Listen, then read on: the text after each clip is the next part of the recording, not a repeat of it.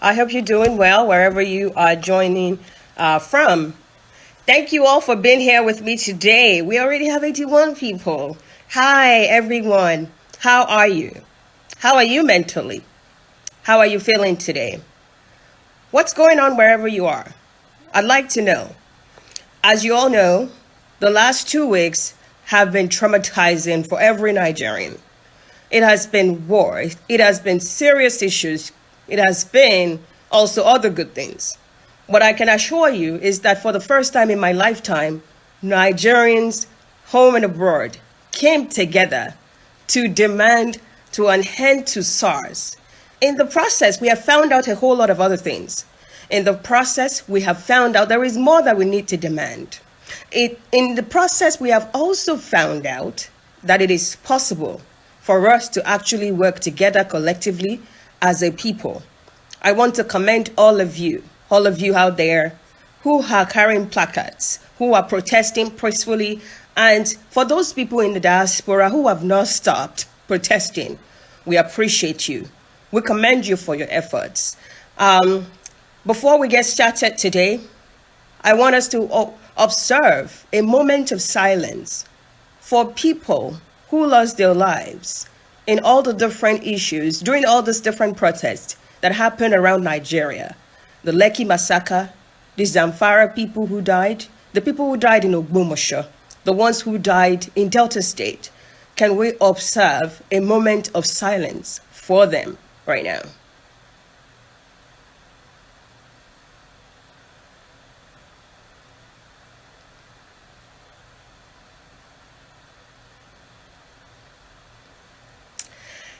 May the souls of the departed rest in peace. I am Nigerian first before I'm anything else. In the last 3 weeks, for the first time in my life, I was proud of who I am as a Nigerian. For the first time in my life, I believed again in the dream of a Nigerian. For the first time in my life, I stood up with my voice very loud to political leaders. And I want to tell you that I didn't just do that online. I went ahead and wrote to leaders that I have access to, from African Union to other places, everywhere that I have access to. They got a letter from me, they got text messages from me, they got WhatsApp messages from me. I was an online protester, I'm still an online protester. Why? The power that digitization has given us is enormous. With digitization, we can participate in the coalition, in the fight for justice, in everything. As you all know, I use digitization for everything, including finding my husband. And I believe with digitization, we can defeat a whole lot of anarchy. We can defeat rigging of election in Nigeria. I know you are here not to hear about the protests. I know you are here to hear about, all right, how do I leave Nigeria? I know for sure that there are paths for you to leave Nigeria. For those people who don't know, I come here every 2 weeks to talk about different things, from career advancement tips to migration pathways to understanding of how to level up wherever you are. I do that on the show that I call Quarantine with Dr. Addy. So welcome everyone to Quarantine with Dr. Addy. This show started as soon as COVID-19 hit. I felt like that was an opportunity to start educating people more. It was an opportunity to give back to my community. And since I spent my Saturday and Sunday not going to church, I felt like I could do some work by helping to educate people. So we've done a whole lot of sessions. If you are here today, I want you to know I'm bringing a couple of guests. My first guest is a professor. My second guest is going to talk about IELTS. The third guest is going to talk about immigration pathway. That person is an immigration consultant. The fourth guest is going to talk about how do you find admission. Today, I'm hoping that you will spend 4 hours with me. So if you don't have data, buy data. If you need to go to where they have strong internet, this is not the day that you spend 1 hour and say we are leaving. Let me make it clear. Going to study abroad, moving abroad is not something that is easy. There will be no cookie cutter portfolio. There will be no direct route. There will be no easy route. I want you to know, if you have not started saving, that you need tons of money to be able to go through these processes successfully. You need to be ready to invest money. You need to be ready to invest time. You need to be ready to invest patience. I want to admonish you that as we work together to find the right path for you, that you are going to do a whole lot of things yourself. That even if you hire a consultant, you will not let them sit in the driver's seat of your life. That you will be the one sitting in the driver's seat of your life, doing the research, patiently evaluating, questioning, and making sure that everything a consultant is supposed to do, they do. And that I want you to know that you can do this yourself. You can do it yourself. There are so many different pathways. If possible, I know I'm supposed to bring in a whole lot of guests today, including those people who will talk about US pathway, Australia pathway, but I cannot do more than 4 hours. I want to make sure that you get something out of this session. So each person will spend 30 to 45 minutes. My first guest, Professor Charles, is going to spend 45 minutes. We're going to take a break, go and drink water. We're going to save that session and start all over. If you don't know me, I am a technologist. I major in 3D printing, and I'm a technical advisor in a Fortune 500 company in the US at the moment. I am a Canadian and I'm a Nigerian. So I lived about 6.5 years of my life in Canada, and I have also lived in Europe. I lived in Finland for 4.5 years before I moved to the US, where I have lived for 2 years. So if you are looking for Japa Master, you found yourself one. I am bringing to the table here my wealth of experience from living in the US, going to school in the US, to moving to Canada, living in Canada, going to school in Canada, becoming a Canadian citizen, working in Canada, living up the dream that every immigrant wants, winning several awards, and moving to the US and continue to elevate my career, continuing to win that award. So if you are here, whether you're trying to migrate, you need career help, for someone to help you take charge of what is your 5-year roadmap, what is your 18-month roadmap, what should you do to win wherever you are, you have found yourself a career coach, a Japa Master with a little bit of funk. If you are interested in digitization, I have used digitization all my life to do a whole lot of things. 3D printing is one of the industry 4.0 blocks, right? I am sitting at the forefront of innovation. So if you are interested in having a competitive advantage so that you can do well in your career, so that you can sit at a power that will last for the next 50 years, contact me. Dr. Addy currently have a mentorship program. It's a paid mentorship program. I mentor here every week and every 2 weeks. But if you need something tailored to you, I run a mentorship program that can help you look at your credentials, suggest what pathway will work for you, if the school route will work for you. I've gone to school too many times to not know what does a professor need. I've been an adjunct professor, so I know what does a professor need to see to give you scholarship. I understand this pathway. I am not a consultant when it comes to immigration consultant, but an immigration consultant cannot help you for school too much. Most of them have not done a master's or a PhD to understand how you get a scholarship. So let's be clear there. There are some things immigration consultant will do for you. They will help you understand roadmap to relocation. But when it comes to school, when it comes to IELTS, when it comes to finding scholarship, they cannot do that if they haven't gotten scholarships all their lives. I have gone to school with scholarships all my life. If you need help with that, find me. Today you are going to be meeting an immigration consultant who is going to talk about Saskatchewan Provincial Nominee, who will help you break it down. What do you need to do? If you're trying to add a little bit of points to your program, you have been in the pool, that person will be talking about it. Now we have 3 more minutes before Professor Charles comes. I hope you have your pen, your paper. I hope you have everything planned so that when he joins, we can get started. The first session again today is focusing on how do you find a professor? What should you have in your statement of purpose? Possibly resume. Dr. Charles is ready to give us a crash course on all of that. So if you're here today, you're looking for a professor, you want scholarships abroad, he is the person who is going to walk us through that. I'm going to be chipping in every step of the way because this is something I have done for myself and for over 50 people. So we have come loaded. Let me see whether Dr. Charles is somewhere here. Is already here. So I'm meeting Dr. Charles so that you can get started. If you're interested in my mentorship program, please click on the link in any of my pages. So there is a link on my Twitter, there is a link on my Facebook, there's a link on my Instagram page. Click on it, it will take you to the firms. You can see the prices there. You can fill it up if you need it.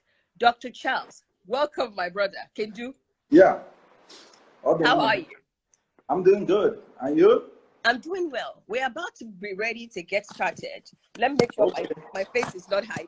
Hold on. Yeah. Okay, so we're about to get started. I'll introduce you a bit before we get started. Like I said, for those people who already have a mentorship program, go get the application on my pages. Get it put in. I'm ready to help. Now we're here for a 4-hour session. Like I said, if you don't have stable internet, please go get a stable internet. Different guests will be coming in, spending maximum of 30 to 45 minutes. I'd like to introduce my brother. Dr. Charles is someone that I value so much. Why? Myself and Dr. Charles grew up in Mokola, Ibadan together. We grew up in a neighborhood where hope was not possible, where people felt like no one can succeed, where people used illegal immigration to migrate from Nigeria out of the country. Myself and him came from that neighborhood, and today we are here. Dr. Charles is a professor at Nebraska University, and I am who I am that you already know. Dr. Charles is an example of what is possible for every Nigerian youth. Is an example of what hard work, perseverance, smart work, and mentorship can bring to life.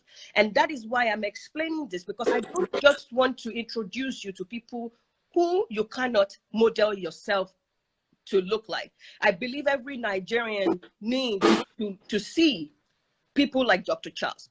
Oga, you are very welcome. And today, this is how we're going to work. We will need your help in figuring out, how do you understand, if I'm trying to find a professor, what should I do? What should I do to make sure I am very attractive to this professor, especially when we know they receive 10 to 15 messages every day from students looking for admission. After we finish the professor pathway, we will need your help on SOP. We'll need you to drop some gems as to how do I create a strong SOP if I'm trying to apply to school. Whenever you're ready, please get started. Okay, thank you, Dr. Addy, and thank you for that introduction. I'm actually in Nigeria, so I witnessed all the protests. Wow. There was a day I went there as well to protest you. Because it concerns me too. So I was in the field there protesting as well. So I'm in support of what is happening in Nigeria. So if you were on the streets and you think that hoodlums are the ones on the street, you just heard that our humble professor too was carrying placard. I need you to tweet about this program. Wherever you are joining from, tweet that tweet the flyer that I pinned on my page. We need more people. We need to get to at least 1,000 people. Tweet. Don't be selfish. If you are from Facebook, go and share the flyer. If you are from my Instagram, take a snapshot, put it on your page. Let's get the Nigerians, who are your friends, who are your enemies, the information they need to jackpot to leave Nigeria. My brother, you continue. So my name is Charles. Like Addy said, I'm a professor at the University of Nebraska, where I teach engineering courses. I also do research on food systems. So I've done a lot of seminars with Addy in the past, which I think you should go look for it. Yes. I don't know how you can find it. They are on YouTube. Go look for it. Please find me on YouTube, my YouTube channel. I posted that also on Facebook, on Instagram, and Twitter. Go and get on my YouTube channel. There are tips on how to find jobs in Canada from outside the country, how to get a professor, the full package that Dr. Charles has given us before. Everything is there. This is just a crash course that is smaller than the full package. So please go find the videos, watch them, share them, digest them, and utilize all the things there. Thank you. Can you see me? I suddenly become dark. I can see you. I can still see you. I'm on Lincoln. Someone is asking, am I normal? No, I'm in Lincoln. I live in Lincoln.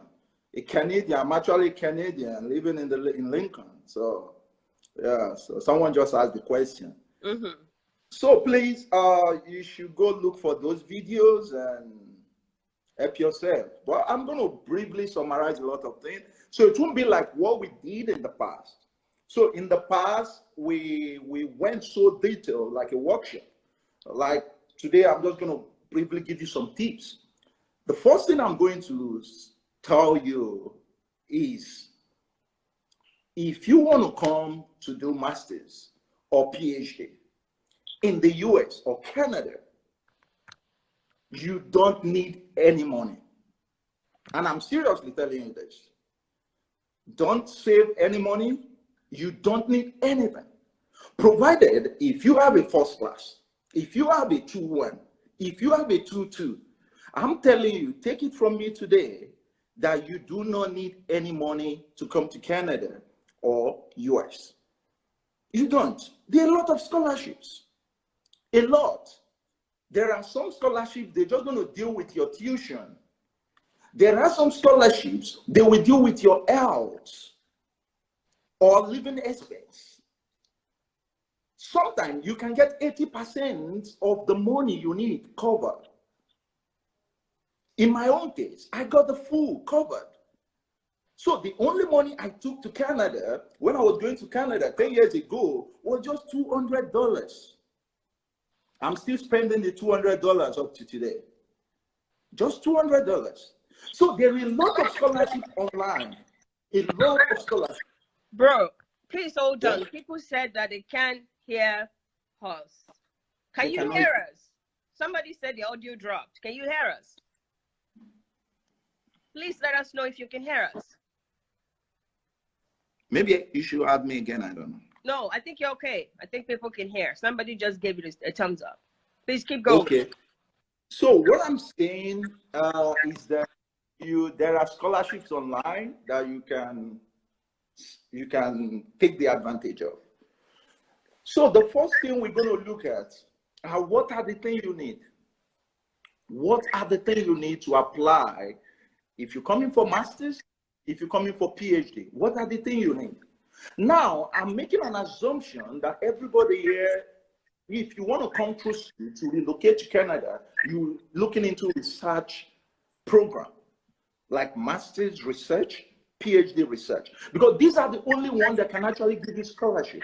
I'm not saying that if you are doing course-based, you're not going to get scholarship. You can as well get scholarship. But for you to bank on the scholarship, you need to be thinking of research. You need to do research. And what are the things you need to apply for scholarship? The first thing I always, you can barely see. Someone said they can barely see me. I've come to hear you, not see you. Please. Oh, okay. If you can put on the light, fine. If not, maybe we can hear it. Put off my light. Put on. Is it on, the light? All my lights are on. I have everything on.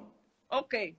It was clearer than this before, so I think I'm missing something. Dr. Charles is married. Don't worry about seeing his face. Okay. Yeah. Just if you can hear my voice, that's all good. So the first thing you need is you need a lot of things. But there are 3 things that you need to start with. The first thing is you approaching a professor. That is very important. You need to approach a professor. Perhaps you don't know this professor, or you might have met the professor in conferences or anywhere. But the first step, before you even apply to the university in Canada, you need a professor. Now, how do you contact someone that doesn't even know you? If you send, I receive a lot of messages. And I should point it here that I'm an early career professor, and I receive like 50, more than 50 messages a day. Maybe 20 from students from India, mostly Iranian, wanting to work with me. So we receive, now imagine a full professor, how much email they receive from students in a day. So it is very important that you understand how to structure the email. The first one I had with Addy, the video is there. But I will give you some tips. What you need. Just tips. If you want to go detail, look for the code email. We explain everything in detail. But the tips I'm going to give to you is that... Bro, before you keep going, I want you to know Dr. Charles has provided me some slides on how to find a professor, how to also, I think, write a proposal. If you need the slides, you need to find my, I would tweet my mailing list later. You join the mailing list for those people who have not, who don't have access to it. I can send it to you. We will go through it. You'll be able to use that format. Thank you. Good. So, like I said, your email has to have you have to first of all know what the email is all about. The first thing is that you need to self-validate yourself in your email. That's the first thing. You need to let me know that you are important. How do you do that? You have to put it in your email that you are not just an ordinary person. Because actually, all of us, we are not ordinary. The problem is that you have not yet figured out the spectacular of that. And remember, professors, the only thing we understand outreach. We are not interested to know that you play soccer unless you want to go for PE something. So if you want to write me an email, you better be writing in motion. Let me understand that you are in mathematical computation. So you need to figure out what are the qualities in you that are important to that professor. So those things you need to understand is that you need to understand how to self-validate yourself, how to show that you are an important personality. Even if you're coming for master's, you're coming for PhD, you need to self-validate. And self-validation is me telling Addy that this is what I've done before. So the opening of your email, forget about greeting me. I don't know who you are. How are you? I don't need to know. These guys are smart guys. Addressing.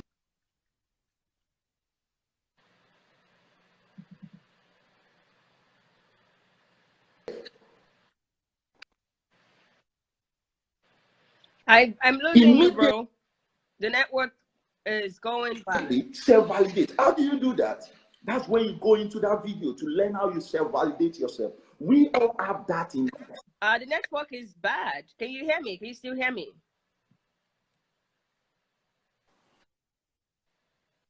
Hello? Can you? Okay. Oh, my network. My yes, network I can hear you. Good. Bro, no. You just talked about self-validation. If I'm writing an email to a professor, can you just, in sentences, what should my paragraph 1 contain? My paragraph 2, my paragraph 3. We don't have a lot of time today, and I want you to be able to cover this and cover the second topic. So what you mean by self-validation? So if I'm writing, what should my paragraph 1 have?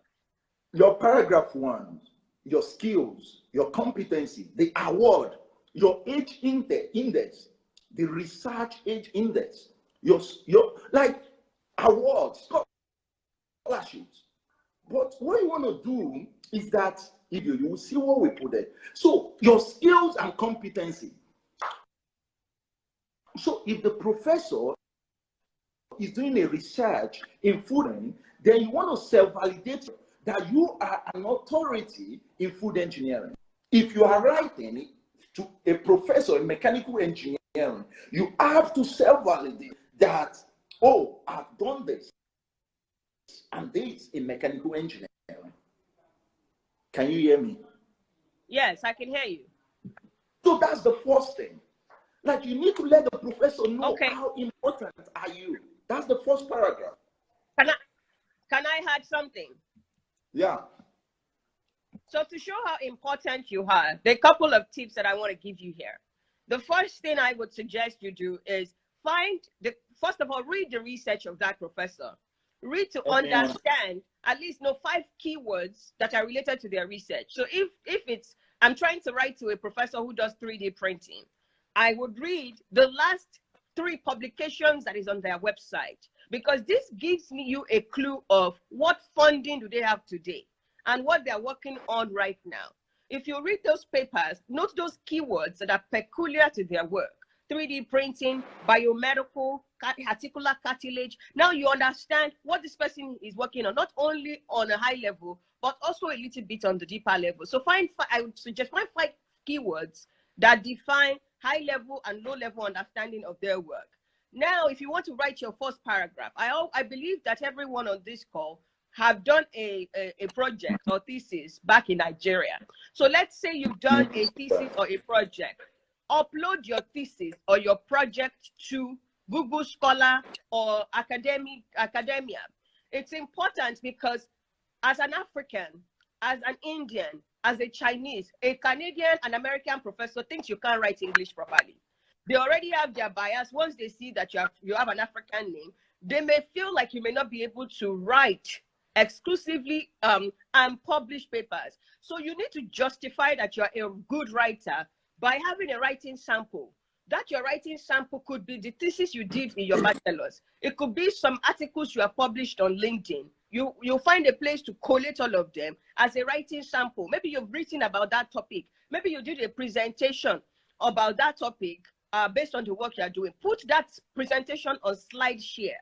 Upload it to SlideShare so that you can have it handy. Now, if you're like me, you have multiple publications. Put all those multiple publications on Linktree. Put it together in a place, or put all of it in academia.ca or .com. So you have a portfolio of writing sample. If you now go and talk to that professor, in the first paragraph, there has to be a place where that person can click on your writing sample and go and look at it. Prof, are you there? Everything is not science-based at all.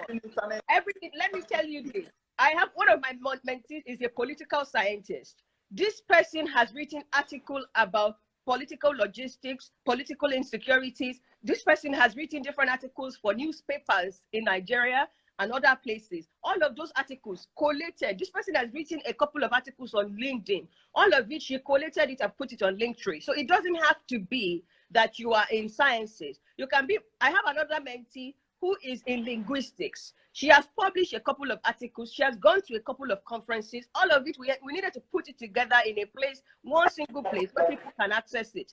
Before you, I know a lot of you write on Twitter, you write on Instagram. Collate this your thoughts. Go and publish it on LinkedIn. Publish it on LinkedIn, because it is critical that your professor see a writing sample of what you bring to the table here. Because of the fact that you are not a native English speaker, even if you are saying that, oh, there is a correlation between your work and my work, if there's no writing sample to back up that fact, it is just going to be vague, because they see nothing to get them excited about what you're doing. Thank you. Let me take the phone. Love it. Yeah. Prof, are you there? Yes. Yeah, I just kept going because you were moving around though. Please. Sorry, it's my network. I'm having issues. So I'm trying to get someone to get me another position. Okay, do you want me to keep going? Yes, I can continue. So okay. What I mean by validation, you already explained a lot of things there. What I'm saying is that your first paragraph, you don't want to tell me that my name is, don't tell me your name. I can see your name. If I'm into, I will look for him. In short, stop telling people your name. Go into those paragraphs and write something like, I am a first-class graduate of commerce. Last year, I published a paper. Like, start feeling important. Forget your name. So your first should tell me about your award, your degree, or that special thing you've achieved. That's the self-validation. Then I'll go into the next paragraph. The next paragraph is the message. The message. The message. What is your message? What do you need from the professor? Go there immediately. Don't waste any time.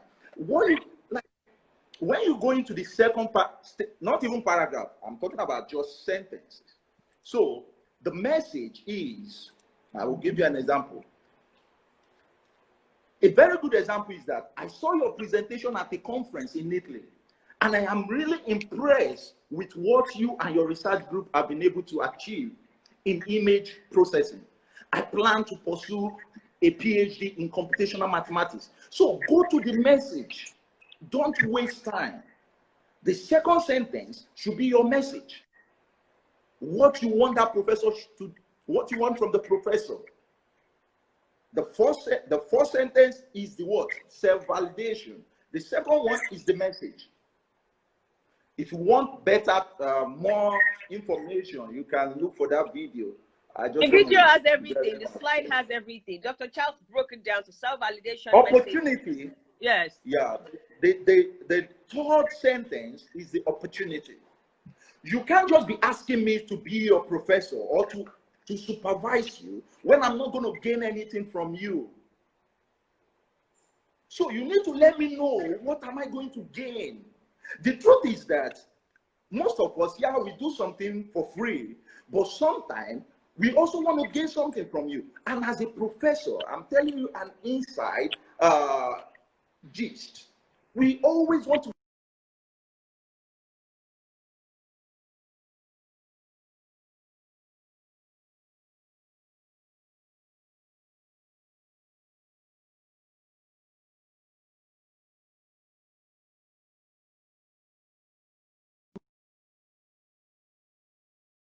discuss what you would give. You're breaking again. Eh?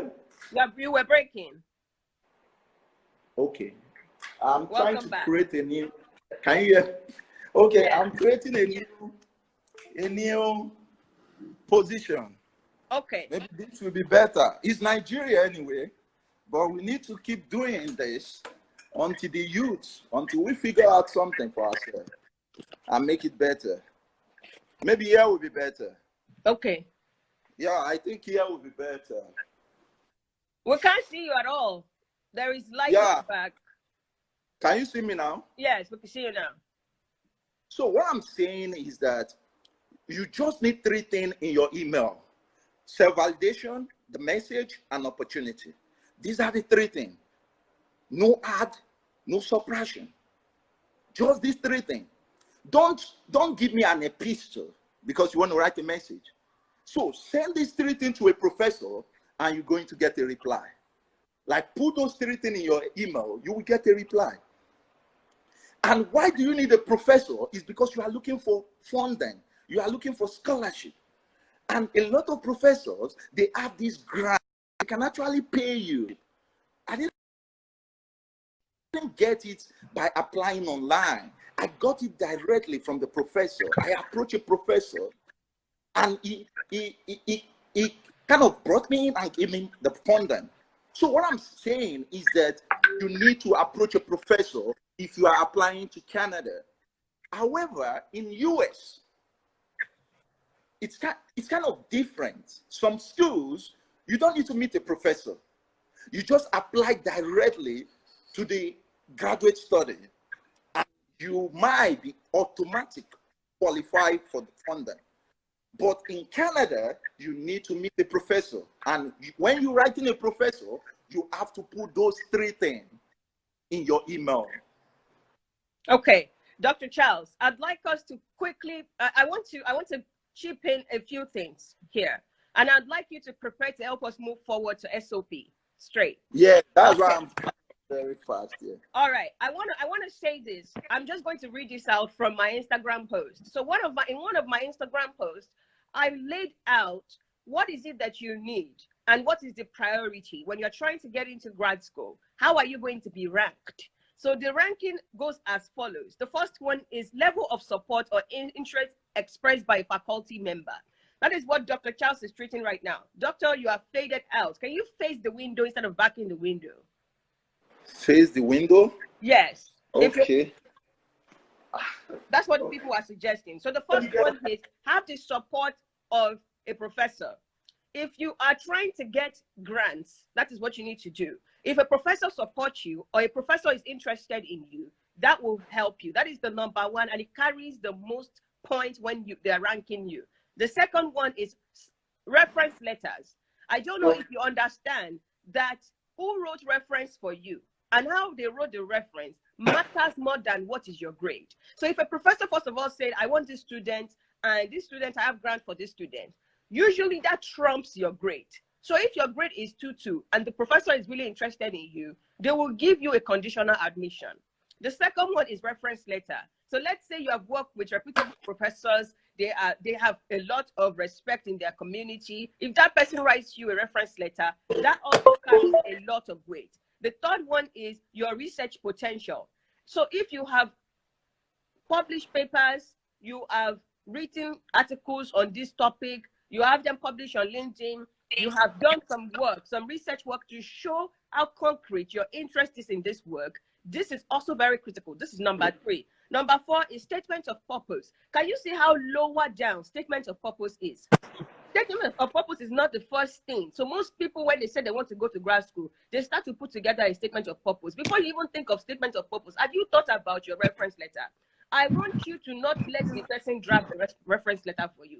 Draft the reference letter based on what you have done with the person, what you think will impress the committee, and let the person optimize this slightly and sign it.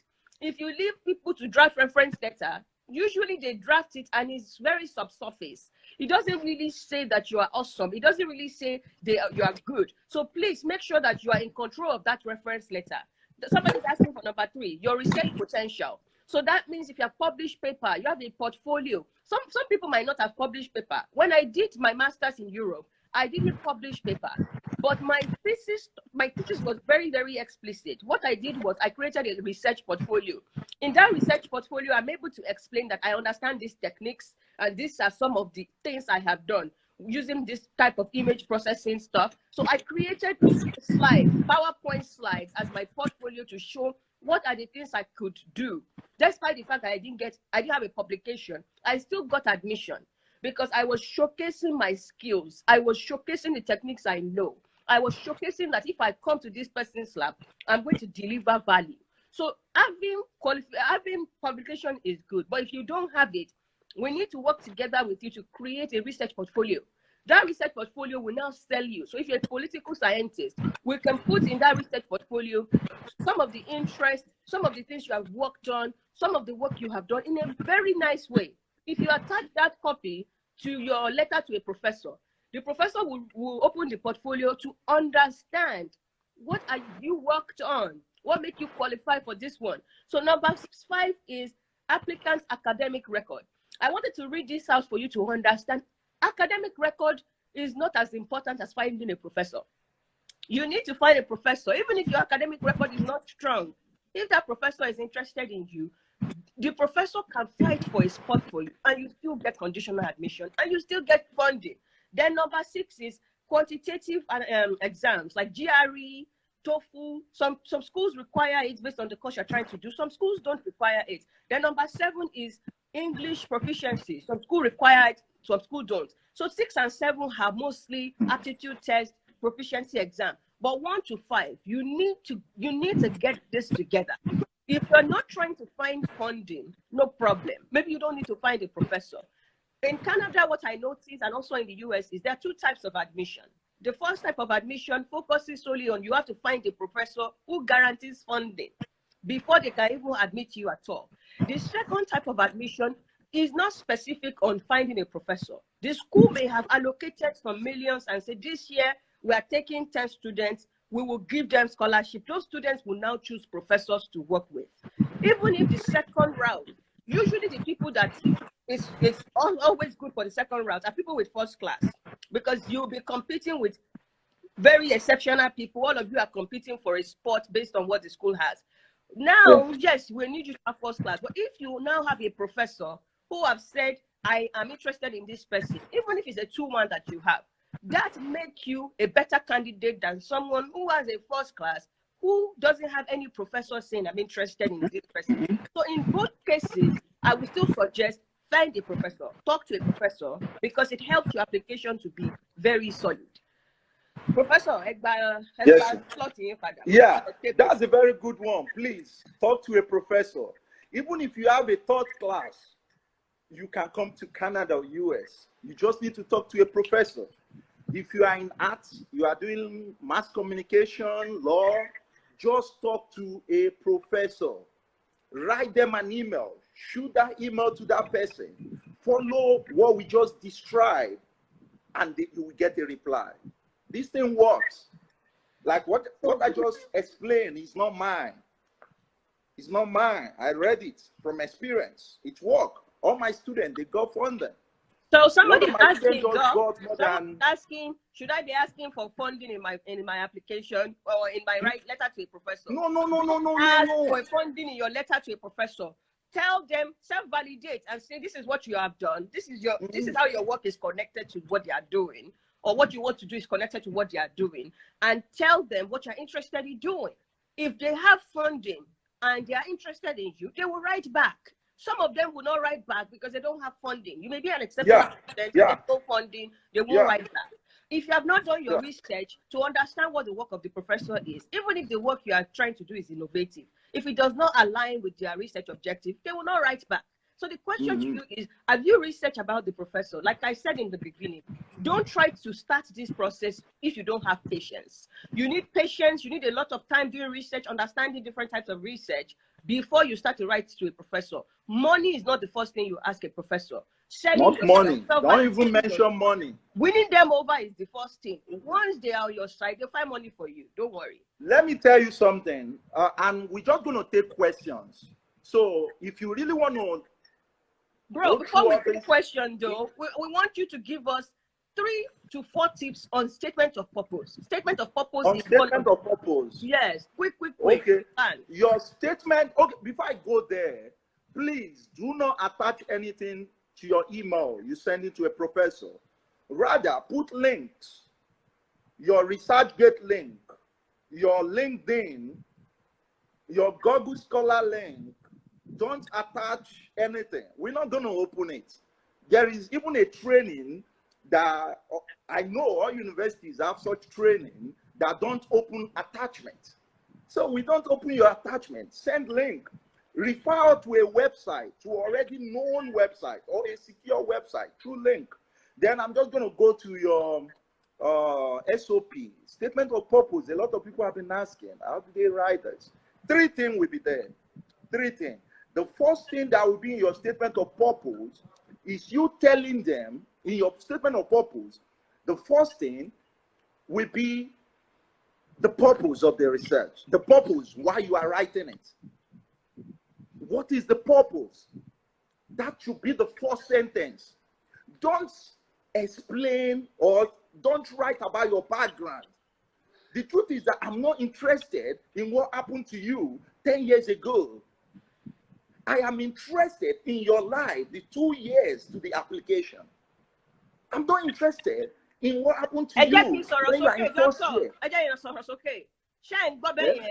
Don't go and start your letter by saying when I was a child. The last 2 years of your life is what they need to understand. What have you done?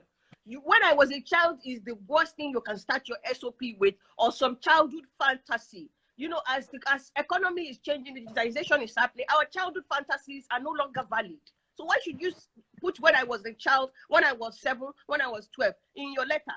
When we know that things have changed too much for you to still have the same childhood. You don't need those ones. So your first statement should be the purpose. You are coming to do PhD. You are coming to do masters. Like, it's very simple. I don't know why people find this difficult. Like, you just write, I want to pursue a PhD in computer science. I want to pursue a PhD in mass communication. Let the graduate team, let them see the purpose in your first paragraph. What is the purpose? That's why, look at it. Just think about it. Statement of purpose. Now, you're doing computer science is not actually, it's just a step to meeting that purpose. Why do you want computer science, PhD in computer science? Because you want to become a professor. Because you want to work in the industry. So I'm coming to University of Manitoba to pursue a PhD degree in computer science because I want to become a professor. That was how I started my statement of purpose 11 years ago. And today I'm a professor. So very simple. So the first paragraph should be the purpose of why you are coming to the university. Nothing else. Don't go and be explaining your background. I don't even care about who you are. Don't tell me your name in your statement of purpose. Then the second thing is who are you? Now you've explained what in your first paragraph. The second paragraph should be who are you? Now, my friend, you are a researcher, nothing else. If you are coming for masters, you're coming for PhD, and you want to get that scholarship, you are a researcher. You are nothing but a researcher. So you need to prove to the man or to the woman or to whoever they are that, see, the next paragraph, you start explaining, tell story about your researches, what you have been able to do. So you are not telling me about anything, but about you being a researcher. And what makes a good researcher? You are producing paper, you are attending conferences, you are teaching, and outreach. So let me put it in three ways. What makes you a researcher is the ability to do research, teaching, and outreach. That should be your follow-up paragraphs. So what have you done in research? So you're not just going to tell me, I've done research. No, I need tangible evidence that you've done research. When I mean tangible evidence, I mean, have that research, the study you did, what has come out from it? Have you been to conferences? Bro, can I add one thing? Paper? Can I add one thing? Yeah. I want to add here that your work experience can take the place of academic research. If you don't have research paper, you have worked for 3 years, you have worked for 4 years, you have contributed value. What are the projects? Yeah, to that company. You have done some projects. These are also even in banking. Yeah, as research. So if you are responsible for customer experience, customer satisfaction, you have done some work to understand what are the pain points of the customer. What are the projects you've done? Yes, you have proposed this to the board. The board have taken your complaint and they have helped the customer to experience better things. They change the process because of the things you have suggested to the company. That is research. If you need to be able to explain projects you did, what was the issue, what was the outcome, what preceded that. So let's say you work, let me give them this example. You work in a customer experience department in the bank. You made proposition about online experience of people who are, after they do their banking, they put in survey for you. So you analyze the survey. You say, this is how our customers are feeling. How do we make them feel better? You make a proposition based on your research that this is how they are feeling. Somebody else say, how do we make it better? They made it better. The outcome of that work, you can claim it. You can lay claim on it as the person who actually found the problem and make a proposition. Or if you are the one who actually solved the problem, you can still make a claim on that research. So all the work you are doing in the workplace you are today, sit down, think about the history, think about your contribution, think about the collective outcome, and build a research portfolio or write or show something that shows where I work today. They don't just pay you where you work. They pay you because you bring value. So what are they? I think you put it very nicely. We are looking for impact. What have you done? Impact. So your next couple of paragraphs should be about the research impact, your project impact. Even if it is teaching, your teaching impact, your outreach impact. You'll be surprised if some of you, I might put protest, what I'm doing concerning this current protest, are some of my outreach. Outreach. I want to explain some outreach I've done. Then I put end SARS protest. how I organize people. We want to see those You results. see me, I will break record because I use digitization you want to see, to mobilize you can lay 2 claim million on naira these things. people. You see, I can add that to my digitization portfolio. I want to see, add links, and when you are doing it, put link of your research paper, put links. Lay claim on who you are to explain your statement of purpose. The first thing is purpose. The second thing is the research, the project you've done over the years. You put it in. And lastly is the research intensive. You just want to kind of let the university know why you want to come to that university. And the reason why you want to come is nothing but that university, because that university is good in research. That's all. Don't go and explain because the university is in Oklahoma. No, just try to rub the ego a little bit, or your professor ego, or the unit, the department ego, that they are good in research. That's why you want to come. Dr. Charles, can I chip in something there? Yeah. When I went to University of Saskatchewan is the only university in the entire country with synchrotron radiation ability, because the Canadian license is located behind the school. So we are the only one with direct access to the Canadian license, which generates synchrotron X-rays. When I was writing my SOP, that was key. I put that in there that I'm selecting this university because they are the only one that can offer what I am looking for. Before you write that SOP, what is special about that university, you need to find out. You don't want to just be cheesy and say, oh, they are very good in research. What is it that is key? If I had gone to University of Toronto, they didn't have the Canadian license. That's not my destination.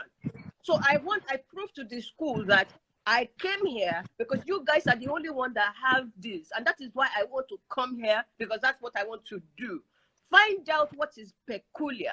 So let's say you're about the university, about the department, about the research group. Yes, let me make another example. Lakeview University in Canada is an Aboriginal university. They elevate diversity and inclusion. They are working day and night on that topic. If you are here, you want to deal with linguistics, which is languages. You want to deal with social issues. You want to deal with racism and all of that. That is the school you want to target. You should be targeting. That is what they do. So when you are saying, I want to come here, you will tell them, because this school focus on this issue and I want to contribute to that issue. Let's talk about tech. University of Waterloo is the strongest tech university in Canada. You want to study computer science, you want to break into Stanford, that is our own Stanford. Now, if you're studying computer science, you may explain that this is the best school in Canada when it comes to this field. University of Waterloo, McMaster is also strong. Why do you want to come here? Make sure you understand what is the strength of this school and what they bring to this table. University of Montreal. Montreal is where we have our Center for Bioethics in the entire country. So if you want to do bioethics under biomedical engineering, you are targeting Concordia University. Tell them that you want to be at the place where bioethics is what they do. So you need to understand each region has what they're good at. You want to go to Saskatchewan if you want to do agriculture. Saskatchewan is the place for agriculture. We are the owner of, I am Saskatchewan, so be laughing, bro. We are the owner of uranium. We are the owner of potash. That is the hub of those things. Now, if you want to go and study in Saskatchewan, you want to do mining, you want to do agriculture, you can lay claim as this is the hub of agriculture. And I want That's to why be you come in the center of it. Every university in Canada is located at a place where there is a strength for them. Find what that strength is. So that final piece of this is the university of interest. Tell them why. Tell them a why that they cannot deny. Does that make sense? Yeah. Okay. I know my. And I just want to point out. I saw some questions. Okay, vaccinology. I saw some Saskatchewan. There's a couple of schools.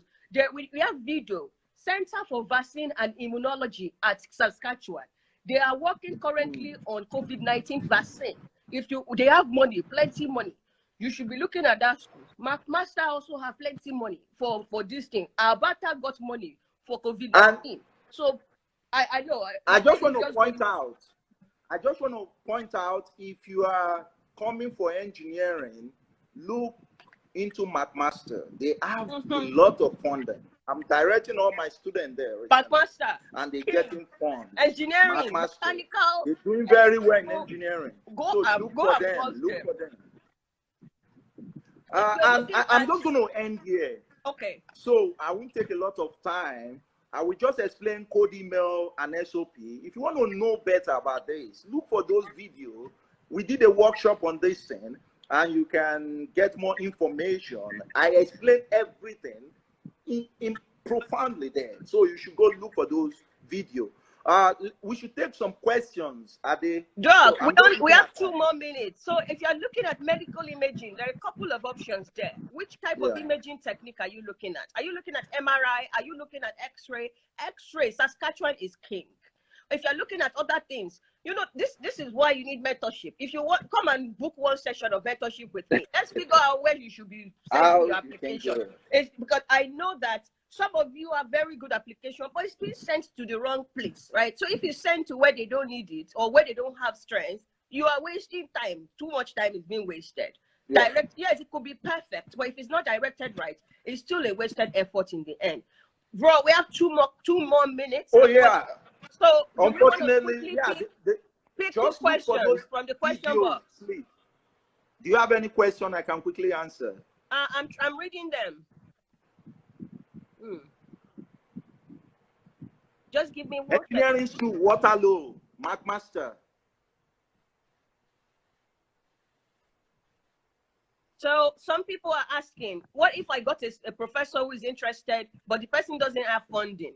Is there a way to access all different types of funding that the professor doesn't own?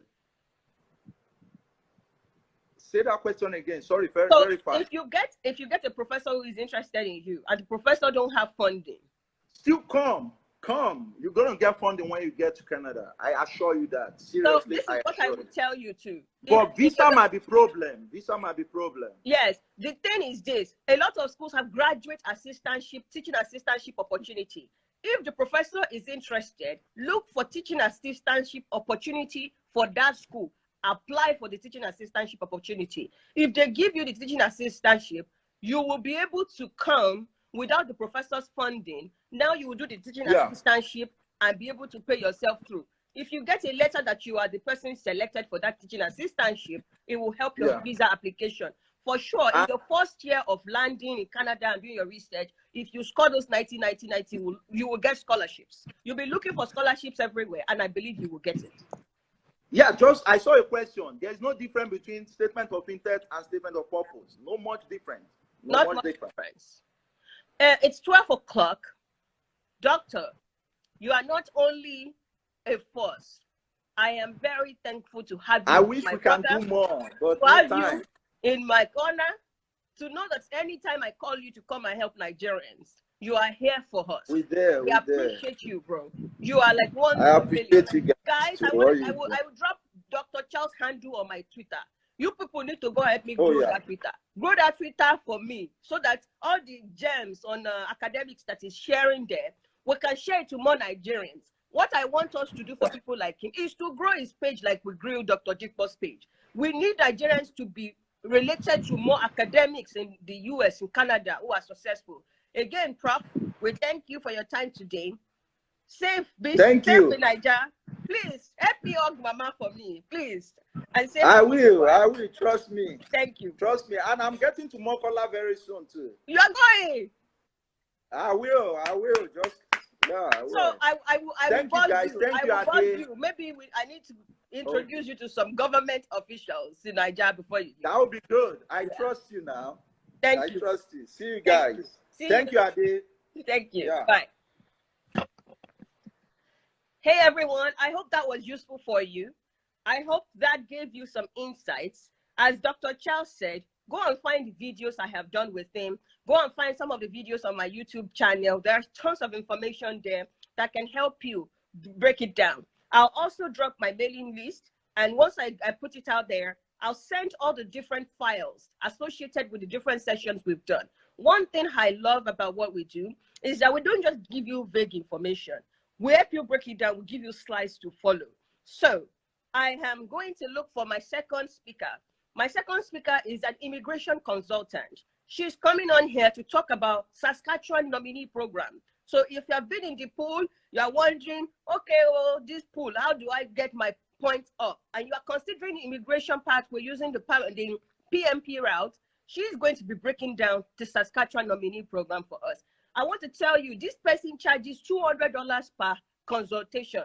So all the free things we are going to get out of her today is usually paid for. And yes, we have been able to ask her to come and do this for us for free. We are thankful for InfoPlace Canada. Please help me welcome my sister, Florence. Hi. Hi, how are you doing? I'm doing well. How are you? Well, I'm doing great. Well done. You Well be done. fine girl, oh, my sister. Hey, you fine girl.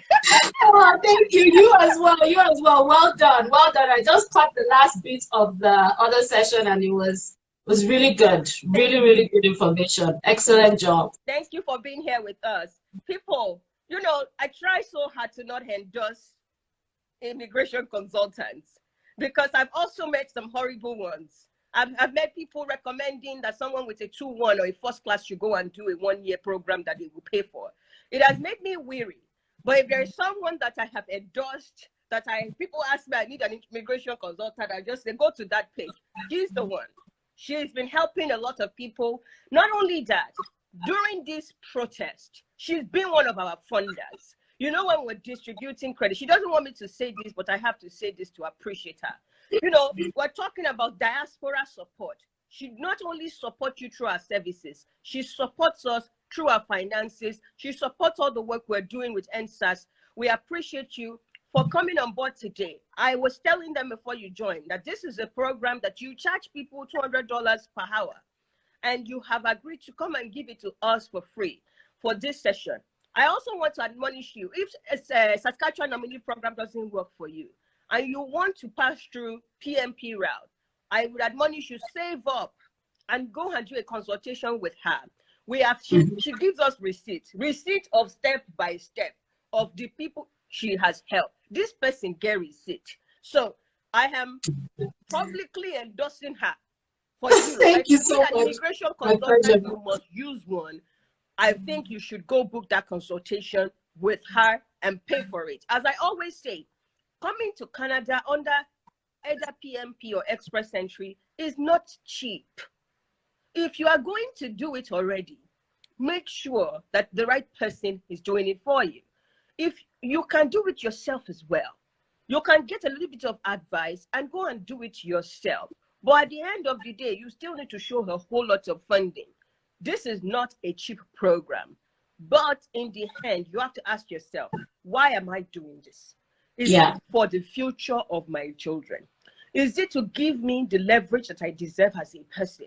To make sure that my time on the planet Earth is not going to go to waste? Please, don't let me waste too much of our time. My sister, we're very happy to have you. Do you want Thank to tell you so much about anything? We're ready. We just want to take notes. Perfect.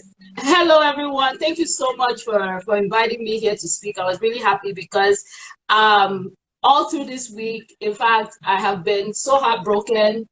In fact, you know how I've been in Canada for 16 years, and you feel like, you know what, things are happening back home. It's not like you're just tired of Nigeria.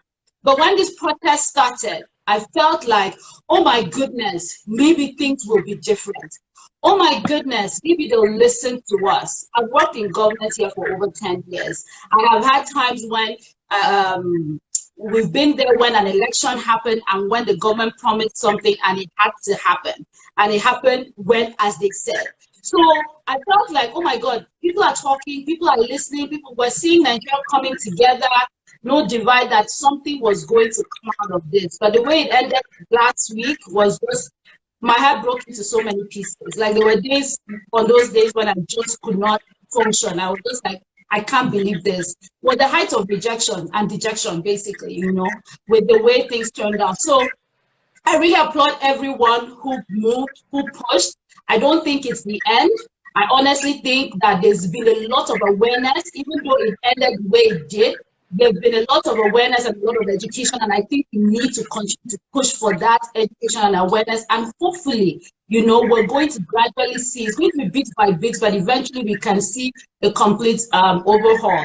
I know that this is not, I'm not supposed to be talking about Nigeria here, but I just want you guys to know that we're with you. We're praying for you. We're here to help. And most importantly for me, getting into this immigration practice has been I'm a chartered professional accountant, and went into this really just to help. I had a blog for many years before I decided, okay, you know what, let me get the license, let me know the law, so that I can help people, not just because of what I know or what I went through, but what the law is, because the law is, you can apply it in any situation.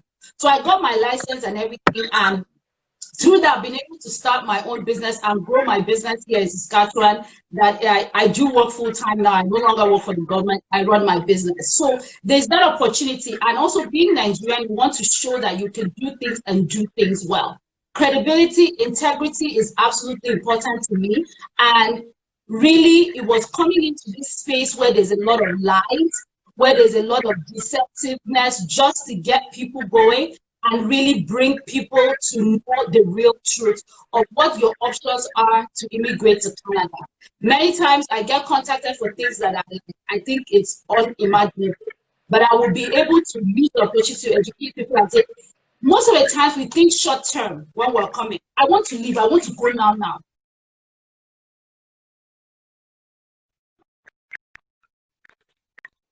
Impact us long term when we get to Canada.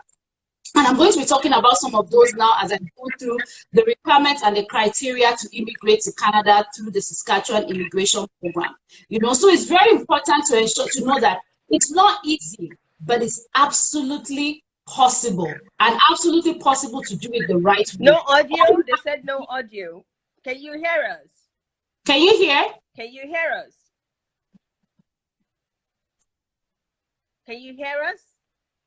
I think they can. I can hear you, so it might just be someone's network. Yeah. So it's absolutely possible to do it and do it well. And that's what we're going to be talking about today. Saskatchewan is one of the provinces that I think is the most flexible when it comes to provincial program. And the reason is because immigrants outside the country who have no ties to Saskatchewan, who have no job offer in Saskatchewan, are able to actually apply to Saskatchewan.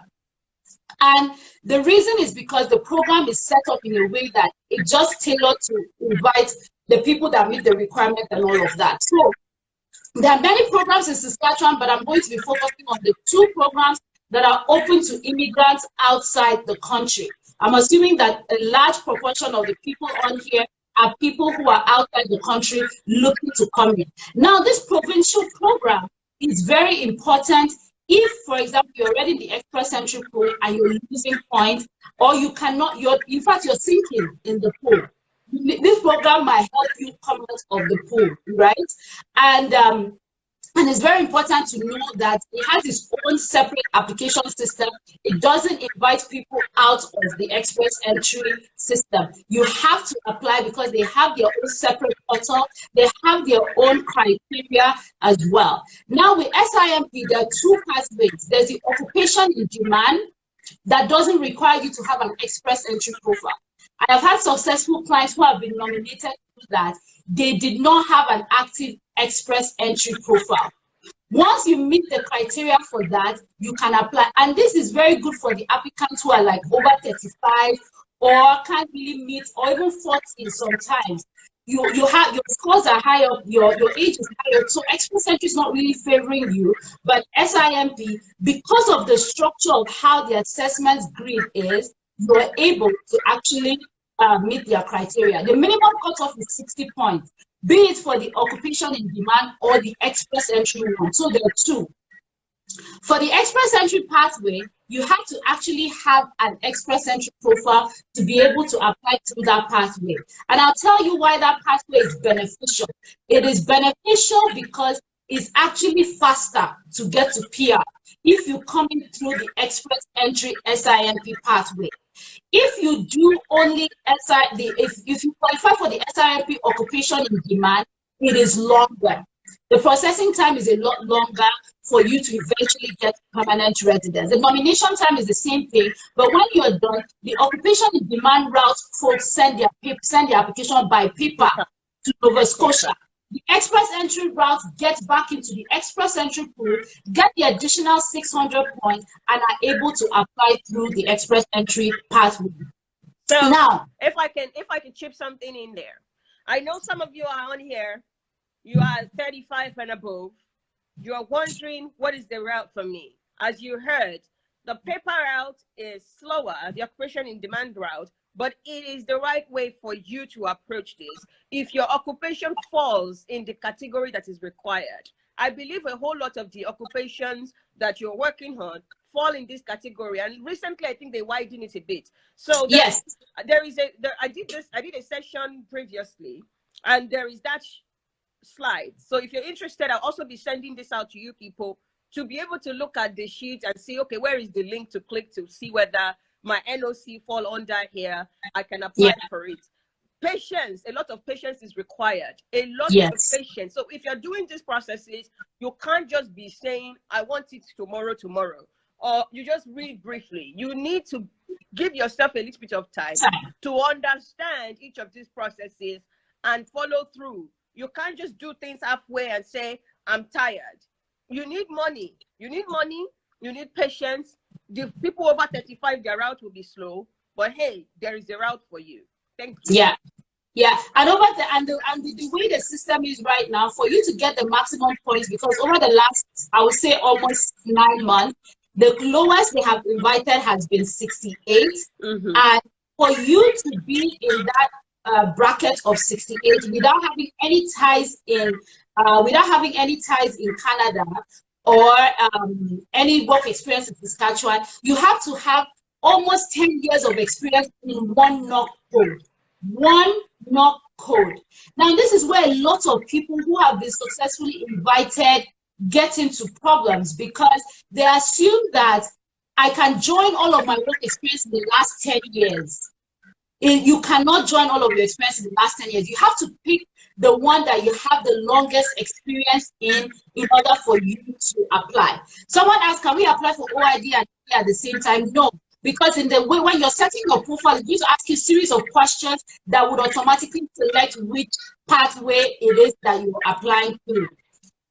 So it's very important. Don't put all your years in the bank when you were a teller, cashier, supervisor, and add it to 10 years. It has to be only the last 10 years and under one knock code. Because if you use a multiple knock codes, then your application could be refused as well. In addition, you need to have, to maximize your points in SINP, master's is required. Unfortunately, SINP does not take into consideration 2 or more degrees. Is either you have a bachelor's or you have a master's. So if you're in a situation where you're looking at, okay, how can I maximize my points? Should I just take additional one-shot certificate here and there? It might not work for SINP. You might have to go that full length and actually write, do a master's degree in order for you to maximize your points. Also, Saskatchewan has certain occupations that are regulated, and there's a list on their website. Now, get your profile in, start the application, and start your regulatory process as well. If you're invited, a decision will not be made on your application after you submit it until that regulatory process is done. For example, one of my clients was a land surveyor and he got invited. We still submitted the profile. By the time the regulatory thing came out, we were able to update the application with the rest of the information and submit the application.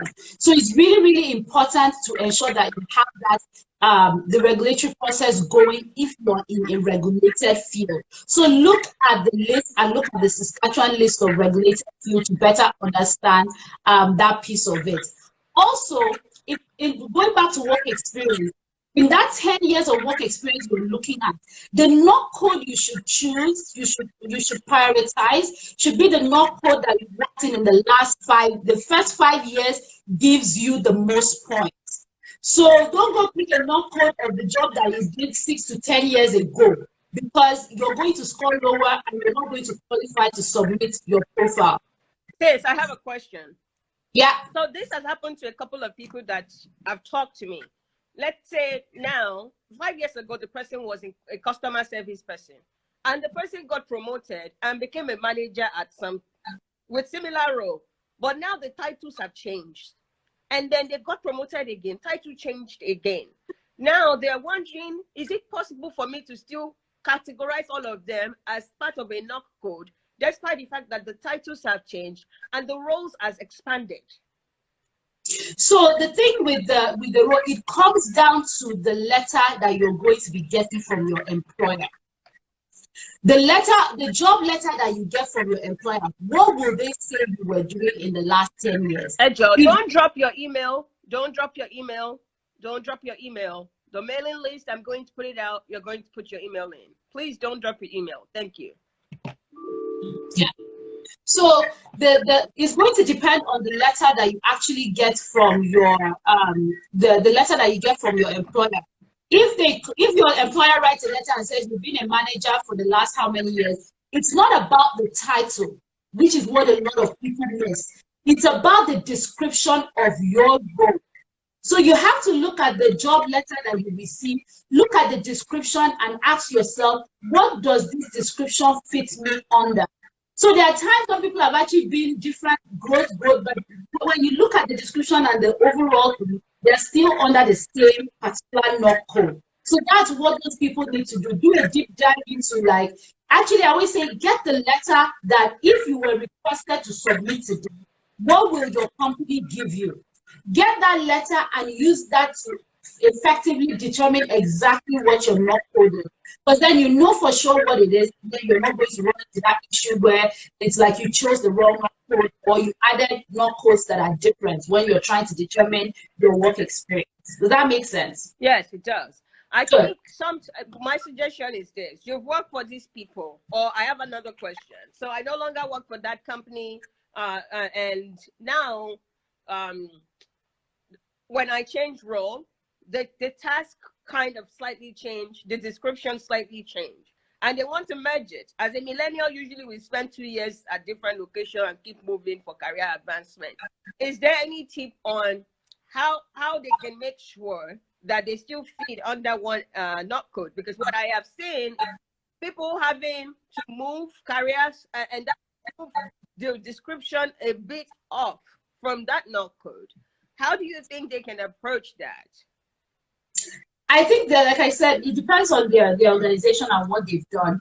And it really boils down still to getting the letters from those organizations and looking, because some HR departments really generalize when it comes to their work experience or how they draft it, right? So when you get that work experience, then you're able to use that in order to really streamline and know, okay, based on all the letters I have, this is what my knock code is that I fit in. And if they wrote it and it's wrong, then you ask them to fix it. That because especially if you've already worked in another organization, you left, maybe the people you're requesting this letter from are not the people that were there when you worked there, and you have proof of what you were doing that fits in under this, then you provide that to them and get it right from the get-go. Don't just get any letter and submit, because that's where a lot of people get from. But I did it, but I was very confident, but the letter did not match it, because that's what they look at. So it's more of a front-end thing for applicants to work with their company and ensure that their job description is clearly spelled out, so that it's easy to make that verification and join together in the application. Can a self-employed person apply? Yes, Mrs. Saskatchewan, a self-employed person can apply. Your business has to be registered. You have to have clear proof that you ran the business, you generated income. There has to be references from your customers or your clients in order for your application to be successful. And probably tax documents as well from the country that you're living in, because SINP is going to want to verify that your self-employment is legit. Okay? And then aside from, we have your age, your education, your IELTS. For IELTS, for SINP, you get the maximum points when you are TLB 8. TLB 8 is your maximum point. So it's even lower than what you need to maximize your points for express entry. All right. And that CLB 8 target is actually not is not as high. I'm just going to tell you exactly what CLB 8 is, so that you know. Canadian language benchmark level 8 is a 6.5 on reading, 6.5 on writing, 7.5 on listening, and 6.5 on speaking. So if you can get that, like that minimum score on all of the factors of your language test, then you have maximized the 20 points that you get for SINP. All right.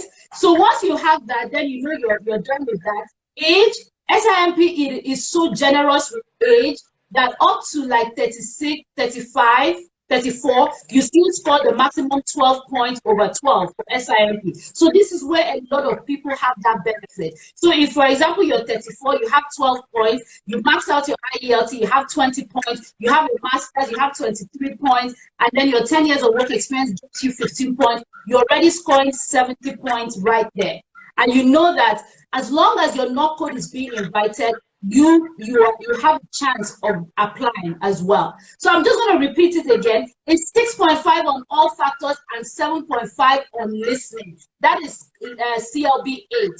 6.5 and 7.5 on listening. Okay? So, I want to chip in here that we're bringing in IELTS people also after Info Place Canada. So they will help you break it down. They'll give you some tips for those people writing IELTS. There is also a YouTube video on my channel that broke down how do you approach passing your IELTS, that where I also talked about using other methods like taking mock exam. When should you take your mock exam to make sure you are preparing very well before the exam date? So please stay tuned. You will get some tips today on IELTS.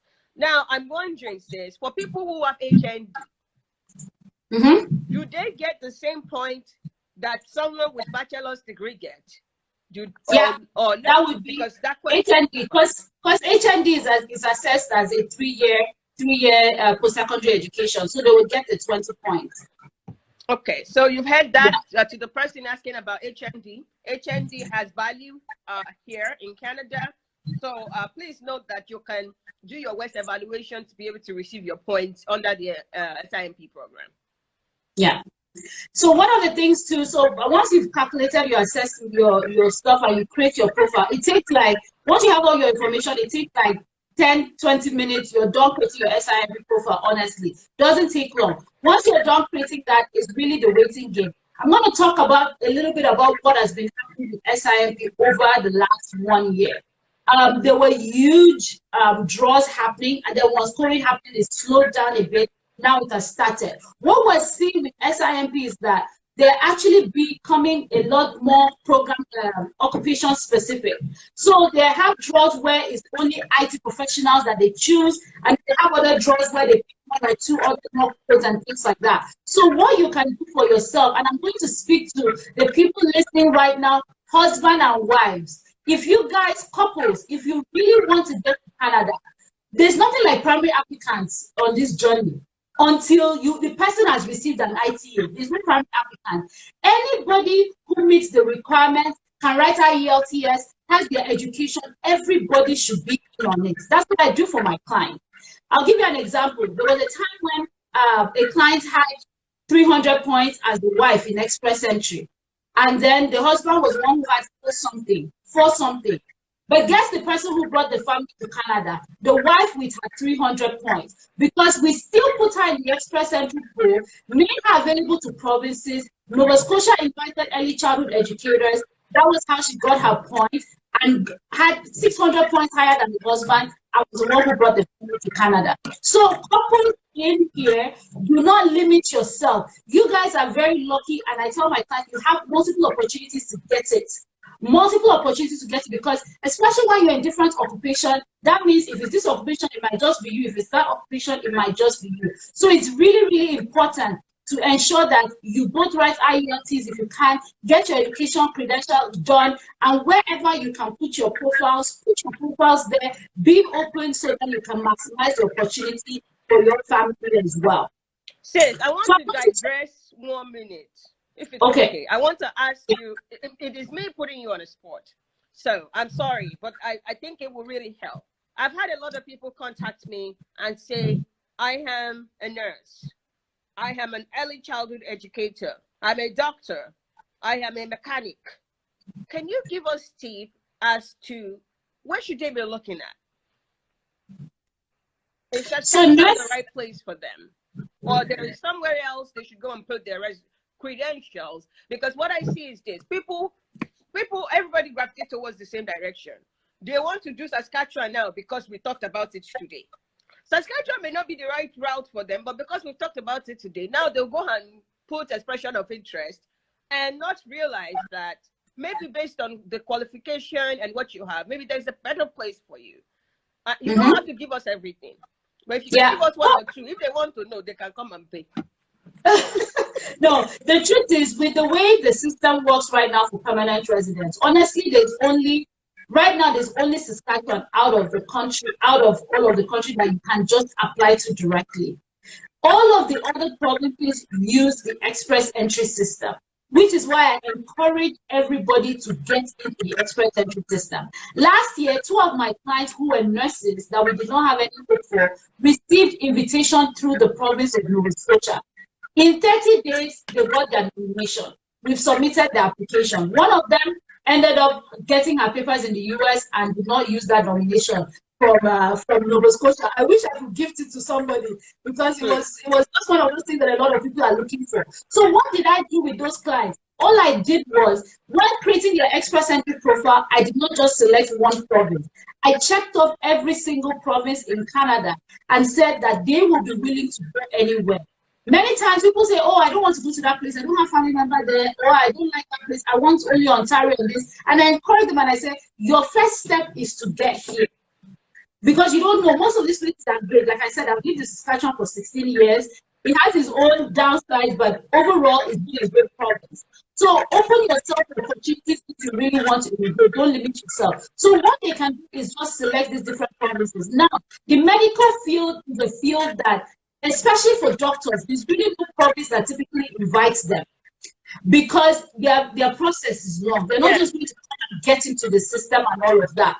But luckily, a province like Nova Scotia has invited nurses. I think Ontario earlier on this year invited nurses. So things are changing. COVID might change anything. So I always tell people, be available. I never thought they would invite nurses, because they had not invited nurses before until Nova Scotia did. So it was a great surprise when it happened. So the best thing people can do is really just get themselves available, open up themselves to opportunities in all of these various provinces, and then you don't know what will happen at that point. But get in the express entry pool, because that is the best way for you to maximize your point, you know, to be able to really get into Canada as well. All right. So I just want to talk about, the next thing I'll talk about is adaptability, which is where a lot of people probably heard about, okay, I'm looking at SINP, my scores are not high, but if I just had a family member in Saskatchewan, if I just had a job offer in Saskatchewan, I'll be able to do this. And I want to speak about this because I don't want you to get scammed. Don't get scammed by people because people are promising you things that you don't have or things that you cannot meet. For you to meet the criteria for family member in Saskatchewan, they have defined who those family members are, right? It's your brother, your sibling, your auntie, your uncle, your cousin, your parents, right, that qualify. Now, if you don't have any of those people already in Canada, don't go around on the internet looking for somebody who will be your family member. It's very, very easy for people to think that, oh, I can pay anything. We've been contacted a lot for it. I can pay anything, I'm going to get it. But my question is always, it's going to get you to Canada. But what happens when one day, after you've built your beautiful life in Canada, you realize something happens and you realize that you misrepresented on your application and you start to lose everything that you built? To me, I think it's not worth it. I think sleeping at night and coming the legal way so that you're comfortable to live here happily and build a future with your family is more important than anything else, and it's not something you should even put a price on. All right? But what you can do right now is, if you have family members that are relocating, have gotten permanent residence, and want to move to Canada, it doesn't hurt to encourage them, maybe settle. Like I have clients who are like, we will be settling in Saskatchewan simply because there's opportunity for them to bring their family members. Settle in Saskatchewan, settle in provinces like Prince Edward, settle in provinces like Nova Scotia. those provinces and Manitoba. Manitoba has changed their ways since last year. They've not invited applicants outside the country. You have to have a job with them to you know, in the province to apply. But it might not be for a long time. They might go back again to inviting family members, because that's what typically happens with immigration. But if you have family members coming, encourage them, you know, so talk to them about it. And if you're a family member immigrating, take that into consideration if you're looking to bring your family members to Canada. Strategically positioning yourself will be absolutely important to help other immigrants, other family members that you're looking to bring to Canada. In terms of job, getting a job is not easy in Canada. Even people who are currently in country struggle if you don't have the right papers to get jobs in Canada. For an employer in Canada to hire you, they have to prove to the Canadian government that they did not find a permanent resident or a Canadian citizen for them to hire before they hire you. So it's a process that many employers don't like to take. And I'm always very honest with my clients, telling you, like, seriously, you can apply, but the truth is the chances of you getting that job will be very, very slim. Without you actually having the work, like, for example, if you had a business, someone who owned a business and is actually looking to hire, those connections are very tight. Most times, people who own business actually want to hire already have truckload of qualified applicants that they could bring in. So coming out from nowhere and trying to hire is not easy. So a lot of people have gotten scammed by this. I've seen messages that have been sent to me. Like, I'm like, this is absolutely impossible. So be very watchful while you're looking towards this this pathway to come or looking for a job. It's not easy to get one. Okay. Okay. And then for people who are sponsoring, if you have a family member in Canada, in Saskatchewan, they can only sponsor one person at a time. One household can sponsor one person. So, for example, my husband and I, if we sponsor one person, we have to wait for that person to arrive in Canada and settle before we can sponsor another person. Okay? So it's very important now. So it becomes important for you to bring as many family members as you can, for as long as at least the Saskatchewan program lasts, you know, in order for them to actually have those pathways as well. And you have to be, the person has to come and live in Saskatchewan for 6 months before you can sponsor another person. So it's very, very important to know this, and also know that sometimes if you contact somebody who's already here and they tell you they've already put their name for someone else, it's not because they can't help you, it's because they've already committed to another person. So it's important to have that at the back of your mind when you're approaching people. If you want to approach them early enough and let them know exactly why you're coming. Proof of relationship will be very important. It has to be a relationship that you can prove on paper. So you can't just say this person is my sibling and you can't prove the relationship. You have to be able to prove that relationship for the application to be successful. Okay. Right? Yes. Then I wanted the proof of funds is a big piece to Saskatchewan.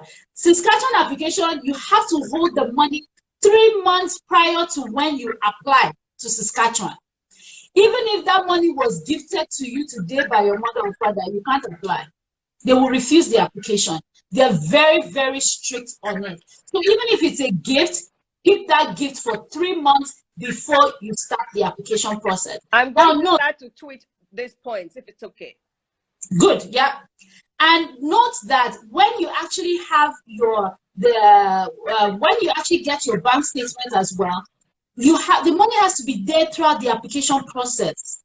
You can't say, I have submitted my PR application, now let's go spend the money. You have to hold that money because you're going to need it again when your application goes to federal in order to support your application. SINP could call after 6 months to ask for new bank statements again. SINP could come back after 6 months and ask for new job letters again. If you're using a company, I'm sorry, Diola, as I'm remembering things, I'm just throwing it before I forget. Okay. If you're using a company, make sure the company is licensed, registered to practice and operate in Nigeria. If you use a company that is not registered, a mom and pop company from somewhere that is not registered, your application will be refused. Because if they complete a Google search, they can't find that company. They complete search, they try to phone, they can't find that company. They will ask you to bring the registration of that company. Okay? So it's very, very important to ensure that you actually have all these things, all your ducks in a row for this application process, so then you don't get in trouble. The funding depends on your family size. The funding depends on your family size. So, and one applicant is about 12,960, and it differs depending on your family size. It goes all the way from like 12,960 for one person, 16,135 for two people, like about 20,000 for a family of three, about 25,000 for a family of four, 28,000 for a family of five, 30,000 for a family of six. So it increases, and you can find this on the Canadian Immigration website as well.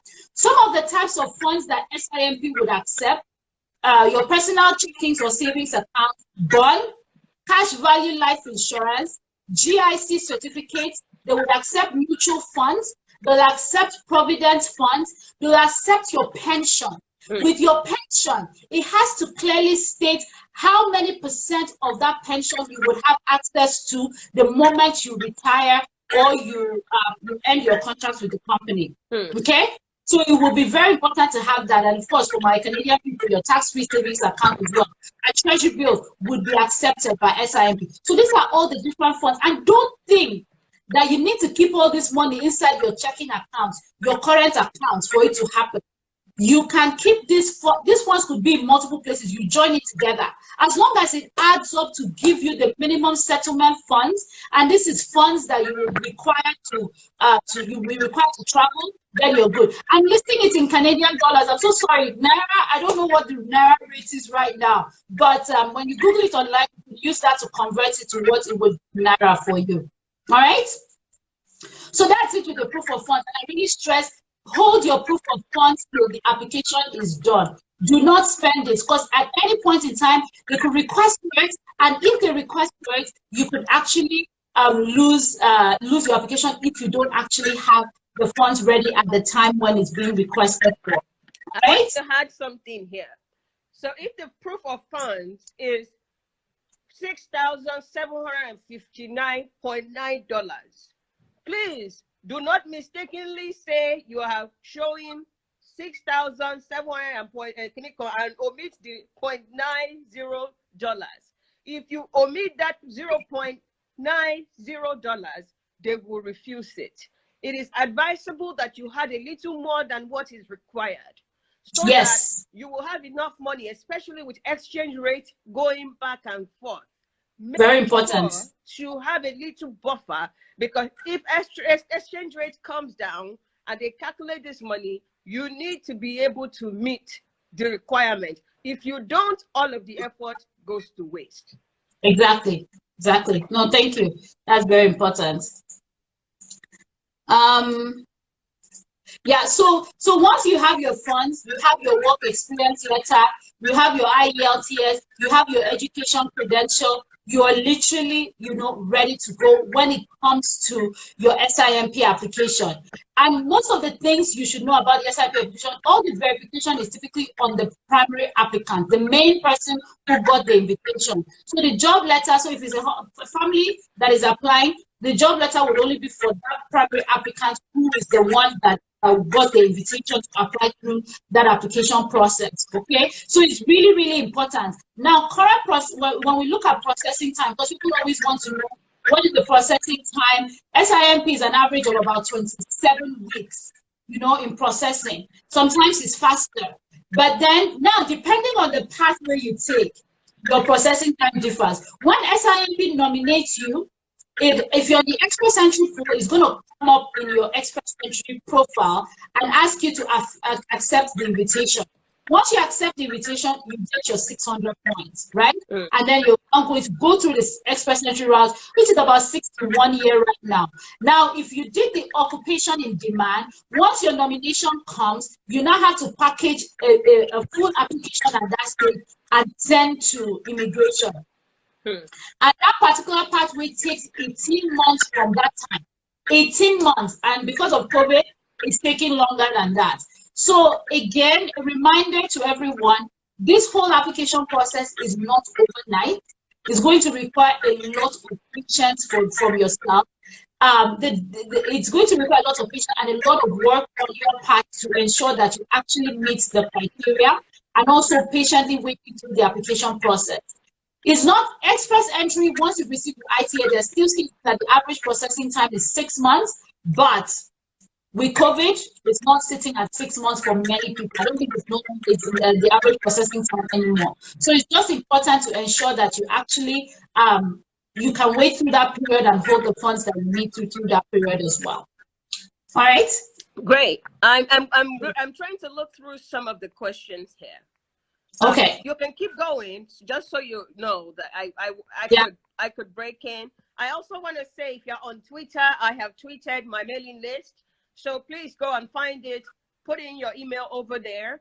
And today or tomorrow later, you will get an email with Professor Charles's slides and some of the previous slides that can help you. So please find it on Twitter. I'm not able to share on Facebook right now. And please help for anyone who can help me copy the link and put it on the live here. Please help us do that. Thank you. You can keep going. I'll be looking for questions. So someone said, can you explain the SINP pathway? The SINP Express Entry pathway basically is for applicants who have Express Entry profiles and meet the requirements for SINP. So if you have an Express Entry profile, all you need to do is go on the SINP website and start your application through the Express Entry SINP EE pathway. Create your profile. It's going to ask you for your Express Entry number. It's also going to ask you for your validation, job seeker validation code number. Once you put that in, it's also going to ask you for the NOC code that you use for your Express Entry profile.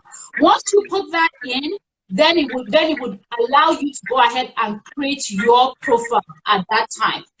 Okay, so I hope that answers the question. And then you're just sitting in the Express Entry SINP pool waiting to receive that invitation. If you receive the invitation, then you apply to SINP at that point. Great. There's a question here that says, for proof of funds, can you use landed property as proof of funds?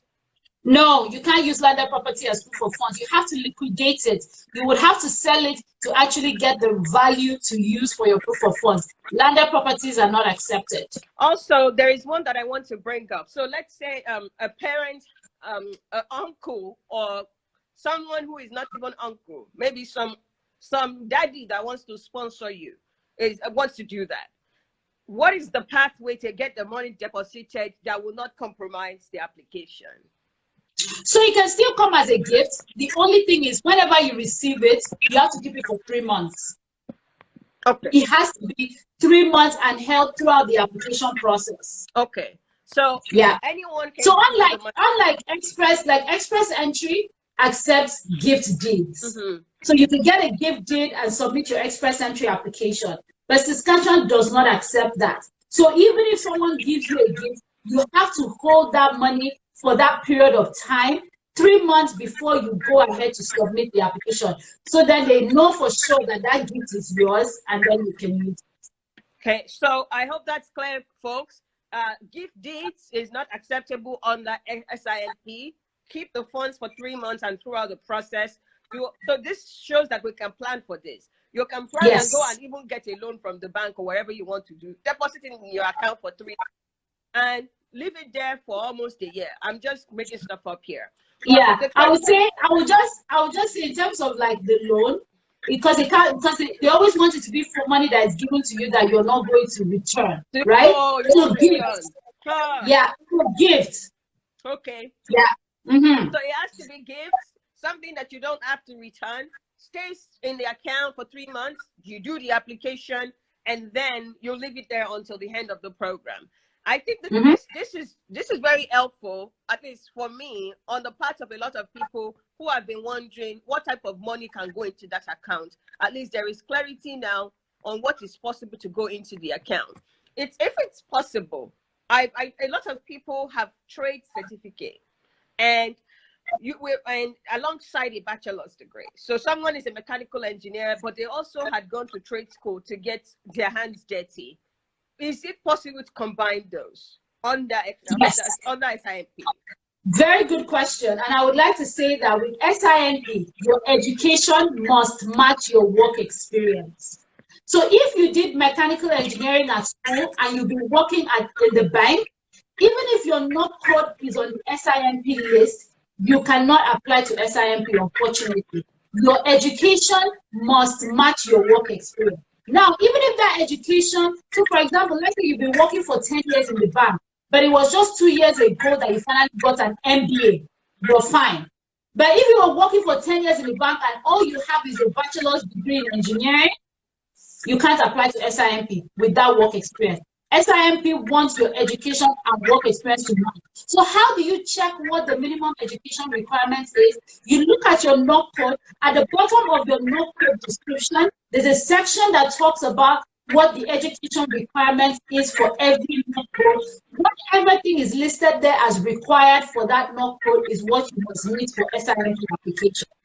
So it's very important. So that person who did mechanical engineering, then now did some tech, mechanical tech, and go under the tech category of SIMP if that's what their work experience fits under. Then they don't have to go through the rigorous licensing process of Apex, right? So they could do that and just say, you know what, I'll be more of a technician than someone with a degree. So they can do that because they have the education to back that. So I want to say this, sis. A lot of engineers in Nigeria are not engineers, they are technicians. I think, is it possible for them to take advantage of the fact that they've been technician and get a trade certificate and go under that route than to use their mechanical engineering degree? For example, biomedical engineering in Nigeria is biomedical technician. They don't do any engineering there. And I know some people with 10 years of experience. How can they still use that? Yes, they have the degree in biomedical engineering, but what they have done completely has been like getting their hands down as technicians. So I think it would really depend again on what the education requirement is. And I have had clients who actually have engineering degrees that still applied through SIMP as technician, because yes, they had a degree, but this thing has just been technician. So they don't necessarily have to go get a technician certificate because their mechanical engineering degree covers them for that because they have related education. So I just want to look at, like, if you look at the NOC code for that, it also says all related education, right? So that's where that mechanical engineering, they don't need to go get any certificate. They can just apply, instead of electrical engineering technician. Great. And use your bachelor's degree. I want to because people technically, like you said, they are all most times it's just technician work, not necessarily engineering work. A lot of you here, you have worked offshore, you are working on the rig and all of those things you do. Most of it are technician jobs. If we look carefully here, how engineering work is determined, and we look at how technician work is determined, you fall under the technician category way more than you fall under the engineering category. Come talk to me about it. Let's figure out where exactly should you be targeting. I want to ask, is it a little easier for people who goes under trades than those people who goes under the nice NOC that everybody goes with degrees? So I would say for Saskatchewan, it's a lot for engineers, especially if your NOC code is more aligned with a technician NOC code, it's a lot easier, and it's because you don't have to go through that regulatory process. If once you say engineer, you're going through Apex before they can hear back from you, and Apex takes about a year for the assessment. I did that in I'm still a Saskatchewan Apex person. Apex, oh good. Can I just transfer it and give to someone? I'll give to somebody, yeah. So, but the thing is, I wouldn't discourage anybody who is actually an engineer from going through the process, because start it. SIMP even says start it. We will not refuse your application. We will wait till that process is done before we make a decision. But if you really fall under the technician category, go for that with your application. So someone is asking if shares can be used as POF. Unfortunately not, because you can't determine the value of the shares until you sell it. Okay, so you have to liquidate it, get the money in your account, and then it can be counted towards it. So in terms of exchange rate, how is that determined? Exchange rate is determined by the day on the SIMP application. You'll be asked the day you convert your money, the exchange rate on the day, and then you put that in your application. So when they are accepting it, they're looking at whatever the exchange rate was at the time when you applied. Okay, so it doesn't affect you if the exchange rate has changed and maybe your money is not the same value anymore. Yes, but to be on the safe side, I just do advise people still top up the money.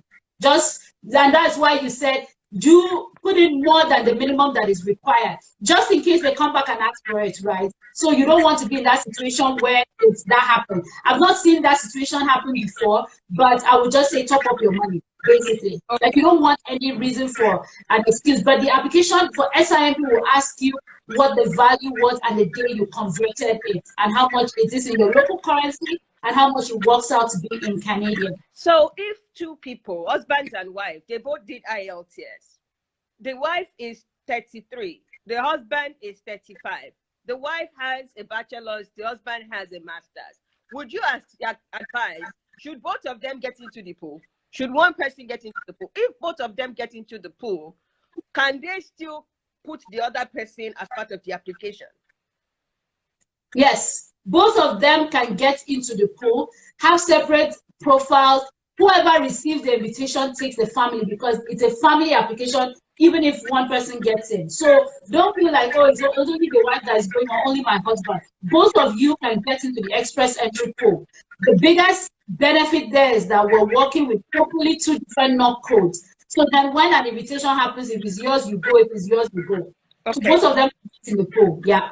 So I'm writing here, husbands and wives can get into the pool separately and yes, create two profiles that are separate and yes, try their luck, but they can still add each other as part of the various applications. yeah. Okay. Once the invitation comes, you're going to have to add all your family members to the application. Okay. This is great. I think if there's any other question, usually there's a question box. If you don't mind, I'm going to put one or two questions on here for you to help us answer. Okay. Someone is asking, I had 62 in my point for Saskatchewan. Is there a possibility, if the remaining of the thing is the person is looking for, how do I boost this point that has been stagnant? Mm-hmm. So in this situation, it really depends on your profile. If you have maximized your points for express entry, or sorry, for IELTS, you maximize your points for your work experience, and you're still at 62, then that's really what it is. I would say you meet the minimum requirements for the program, just be in the pool and let's see what happens. Realistically, the chances are very slim. You might have to, at this point, start looking at other options and other pathways to come, like through study or something, because just waiting on SIMP alone might not get you there. I want to add here, if you are that person, you have a bachelor's degree, you should consider doing an online master's degree, because with a master's degree, it will pop up your score a little bit. If you look for those 1-year master's degree in the UK, 1-year master's degree that you can do online, or if University of National Open University of Nigeria has a 1-year master's degree, I think that person, if it is a bachelor's that you have, go consider a master's degree, as that will give you a little more points. I'm not sure that will give you the 68, but no, it will boost. It will boost this by, I think, 2 to 3 points. 3 points. 3 points for you. Yeah, which is still not enough. So if you were at 65 now and you are trying to move up, that would be a good option. Get a 1-year master's degree. If you were 33 or so, usually Saskatchewan is generous. They don't drop your score when you lose 1 year if you are at certain age. So if you're at that bracket where they don't drop your score, go and invest 1 year in education, get a master's degree, get that 3 points. If you're 65, then you get to 68, which they have been picking. You will just know that this year your focus will be raising money, going and starting this master's degree, and just bakamu in the pool, and be looking at other options, maybe school options and stuff like that. Maybe the school can even be in Canada and they can do online programs for you. Mm-hmm. Yeah, I would like to state here, just to help people, if you look at yourself and you're 45 years and below, you could still score as high as 68 for SIMP.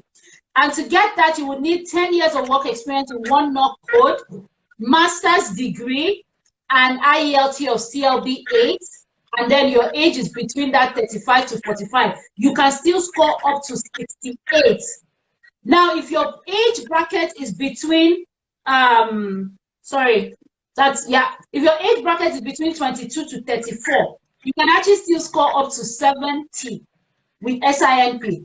If you have, again, 10 years of work experience, you have master's degree, CLB 8, and then your age is between that bracket. So you still have a chance to be in there with a good score.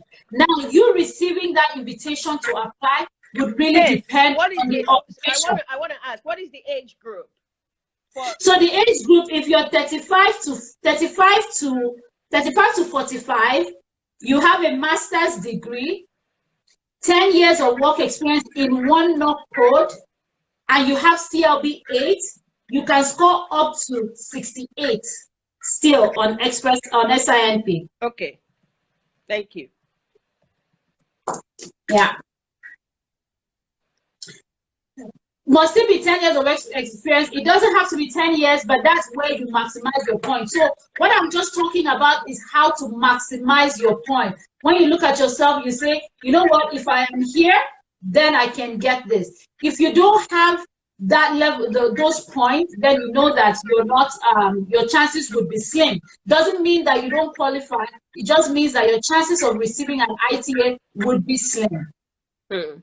Okay. So I put here, you can still score up to 68 points under SINP with 10 years of work experience and one NOC code, CLB 8, 35 to 38 and to 45 years old, and master's degree.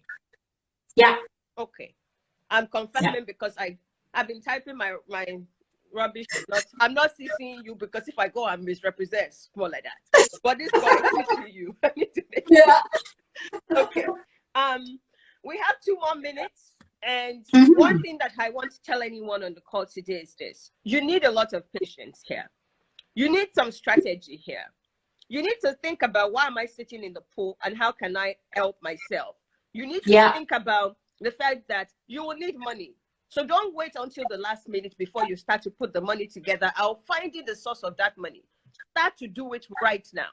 You have to already understand which pathway is best for you. If at this point you still don't know that pathway, we have a problem. Go and book a consultation. Find out your money. Go and book it. I want to put you on the spot here. We need a coupon for people who are coming from Dr. Addy's quarantine. Give us percentage, and you don't have to tell us now. You can send me the coupon and tell us I will. There, and then I will tweet it for people that this is the coupon. If anyone wants to go and book a consultation with you, you have decided to subsidize this for us, and they can come and do that. You know, like I said, I'm weary of endorsing people. For anyone who is looking at this, I was not paid to do this. I am doing this because she has been a force, backing us, encouraging us. Whenever I want to rant about this protest, I'll go around with her. She'll give us money and all that. I believe that people like her, if a lot of those other consultants are standing up for people like that, it'll be very good, right? There'll be more information. She's been disseminating this information before she decided to be a consultant. She has continued to do that on her pay. Whether you pay for it or not, she wants you to be here. I believe every Nigerian youth has potentials. That potential, we need to annex it. We need to maximize it. We need to push them to the right location. Without education, without being in Canada, I do not think I'll be collecting all these awards. Without being in Canada, Nigerian government would not have invited me to come and sit on the education reform panel. I believe every Nigerian deserves that. And I am very thankful for you that you didn't, you know, most times when you want to bring someone, they want to come and promote themselves, promote their programs. They'll give you half-baked cake. They'll say, come and pay for consultation. You didn't do that for us today. You gave us the full detail of, without me, go and do this. And that's why I am happy to be telling people, you need help, save up that your money. Go and put it where somebody can really help you figure it out. I personally feel like I owe you this, and I'm very thankful that you found time to talk to us today. I won't keep you any longer. It's 1:01. I just want to say one thing. I just want to say one thing to encourage people. Thank you so much for the opportunity. One of the things is just Canadian immigration is changing. It's changing, and you can't put a finger on it. So don't sit on it. If you have the ability to do anything today to make it possible for you to get on and be part and call this country home, do it.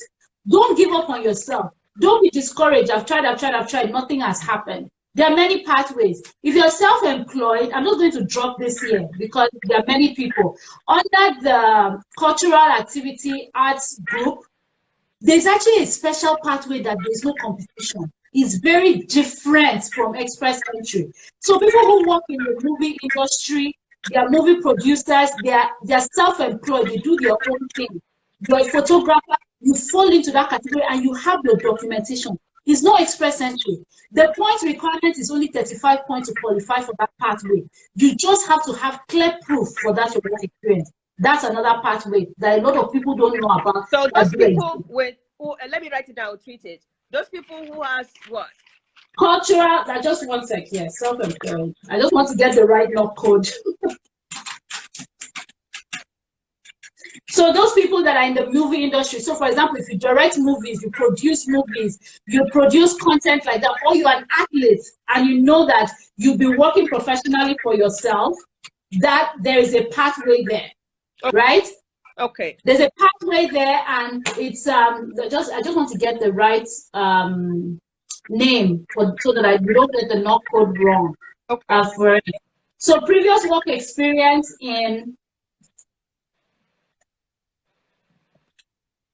cultural activities, and the knock code is the knock category 5, the 5,000 is really where knock this category 5. Yeah, 5,000 and something. So just give me one sec here. Because it's very important for people to know there are lots of pathways. The programs are always changing. Just don't give up on yourself. Don't say, oh, I've tried this, it didn't work out, and then you stop. If you have to write IELTS again, please keep writing IELTS until you get it, right? Because once you do, it's all going to fall into place. And also sometimes when you least expect is actually when those opportunities open up. Mm-hmm. You know, like, oh, I wasn't even expecting it anymore. And then guess what? You get that, you have that, you receive that invitation. So get yourself in there and do not, even if you can't get into express entry, don't say I can't get into express entry, so I'm not even going to try again. Still try to get into the express entry system. Do whatever you can to get it, because that is the pathway that is actually going to get you, the most opportunity, because it's opening you to more than one. All right. So the knock code, arts, culture, recreation, and sports. So professions in occupation in arts and culture, right? So that is the knock code. That's the knock category of these cultural activities. People in here. Can you repeat that? Art, culture, recreation, and sports. Okay. So all they have to do is search online, self-employed category to immigrate to Canada, and read about the requirements and the years of experience that is needed. Out of a point of 100, you only need 35 points in that category to qualify to apply. Mm. It's a unique pathway that a lot of people don't know about that exists, and many people actually would qualify for that as well. So don't give up on yourself on this journey. In as much as I'm saying that too, it's also not going to be, it's not everybody that will get it, but give yourself a try, and it's worth it to do that. All right? Yes. Thank you so much. Thank you so much for this. Thank you so much for willingly sharing your wealth of knowledge with us. It is my hope that some people will utilize this and really get this going and come and testify and come and tell you what you did for them. Thank you for your selflessness. Thank you for your service to humanity. Thank you for being at least that person that we can recommend to others and say, that person I trust. That person is going to do a great job. That person is not a scam. That person is not going to misdirect you based on selfish interest. Thank you for all the things you do. I really do appreciate you. Enjoy the rest of your day. I will chat with you later. Too. Go follow all the best, everyone. I have tagged her on some of the sharings on Twitter. Please go follow her. You need to stay in touch with our YouTube channel. Our YouTube channel has tons of information for you already. So instead of coming to ask Dr. Addy about stuff that people already shared or I already shared, follow our YouTube, follow me on YouTube. Go get those information. Buy yourself some data and do yourself a favor. Don't come and be asking embarrassing questions. It is my hope that this was very useful for you. Thank you again. Thank you so much. All right. Thank you so much. All the best. Bye, everyone. Bye. Thanks. Bye-bye. Hi, everyone. Are you still with me? Oops. My phone is about to die, so I'm trying to charge it while we continue the conversation. I know I'm keeping you here for a long, long time today. And I have our next speaker. Our next speaker is going to be talking about express entry. Your favorite topic, express entry. This person is going to help us demystify, break down, and help you understand what is it that you need to know, A to Z of express entry. It is my honor to welcome you to this show. I'm still going to have to look for her. Oh my God. Guys, give me 1 second.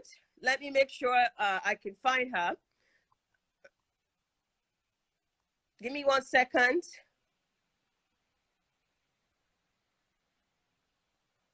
It is my honor to invite Omobi, our favorite Omobi. If you are joining this from Facebook, you probably know who Omobi is. Omobi is a firecracker. She's that person, you know, she's the perfect model of express entry. She came to Canada through this route with her husband. And within the last 18 months, I can tell you God has blessed them. They've gotten jobs. They've done a whole lot for themselves. They just also gave birth to a baby. Let me try to buzz her on my WhatsApp. So please we are waiting. Please stay tuned as we wait for our Omobi. If you're on Facebook, you know Omobi is the owner of Facebook. All of us, we are just renting space. We are renting space in Omobi's Facebook. She's here, and I'm so thankful to have her in my corner, that I can chat with her. I can talk to her, and whenever we need her to come and share these nuggets, she's very generous. She comes on here to help us. I'm very thrilled that she's going to be joining. We're waiting for you, sis. We're waiting for you to join. I've sent you a request, and I can't wait for you to help us with that express entry stuff.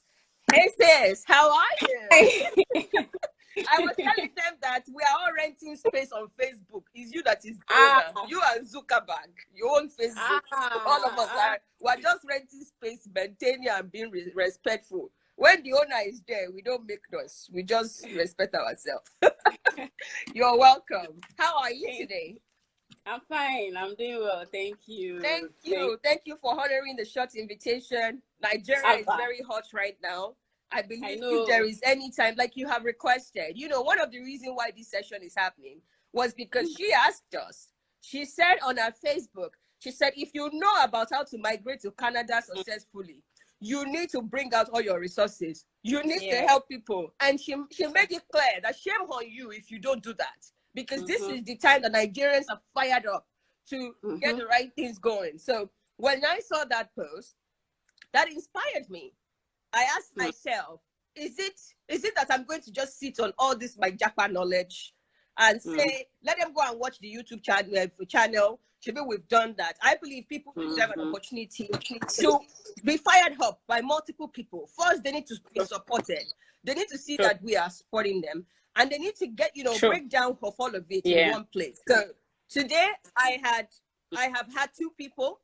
The first person was a professor who talked about getting scholarships, the route to that. The second person was an immigration consultant, talked about SINP program, the two pathway. Your own session will be focusing solely on express entry, the breakdown, start to finish. Whenever you're ready, I don't want to introduce you because I know sometimes you don't want to be introduced as some things that I know. So I'll let you do the introduction and then we can get started. Thank you. Okay, so my name is Omobi Homobolanle. I came to Canada in August 2019. I am a construction estimator professional. I studied surveying in Federal University of Technology, and I have my master's in from the UK. I am married.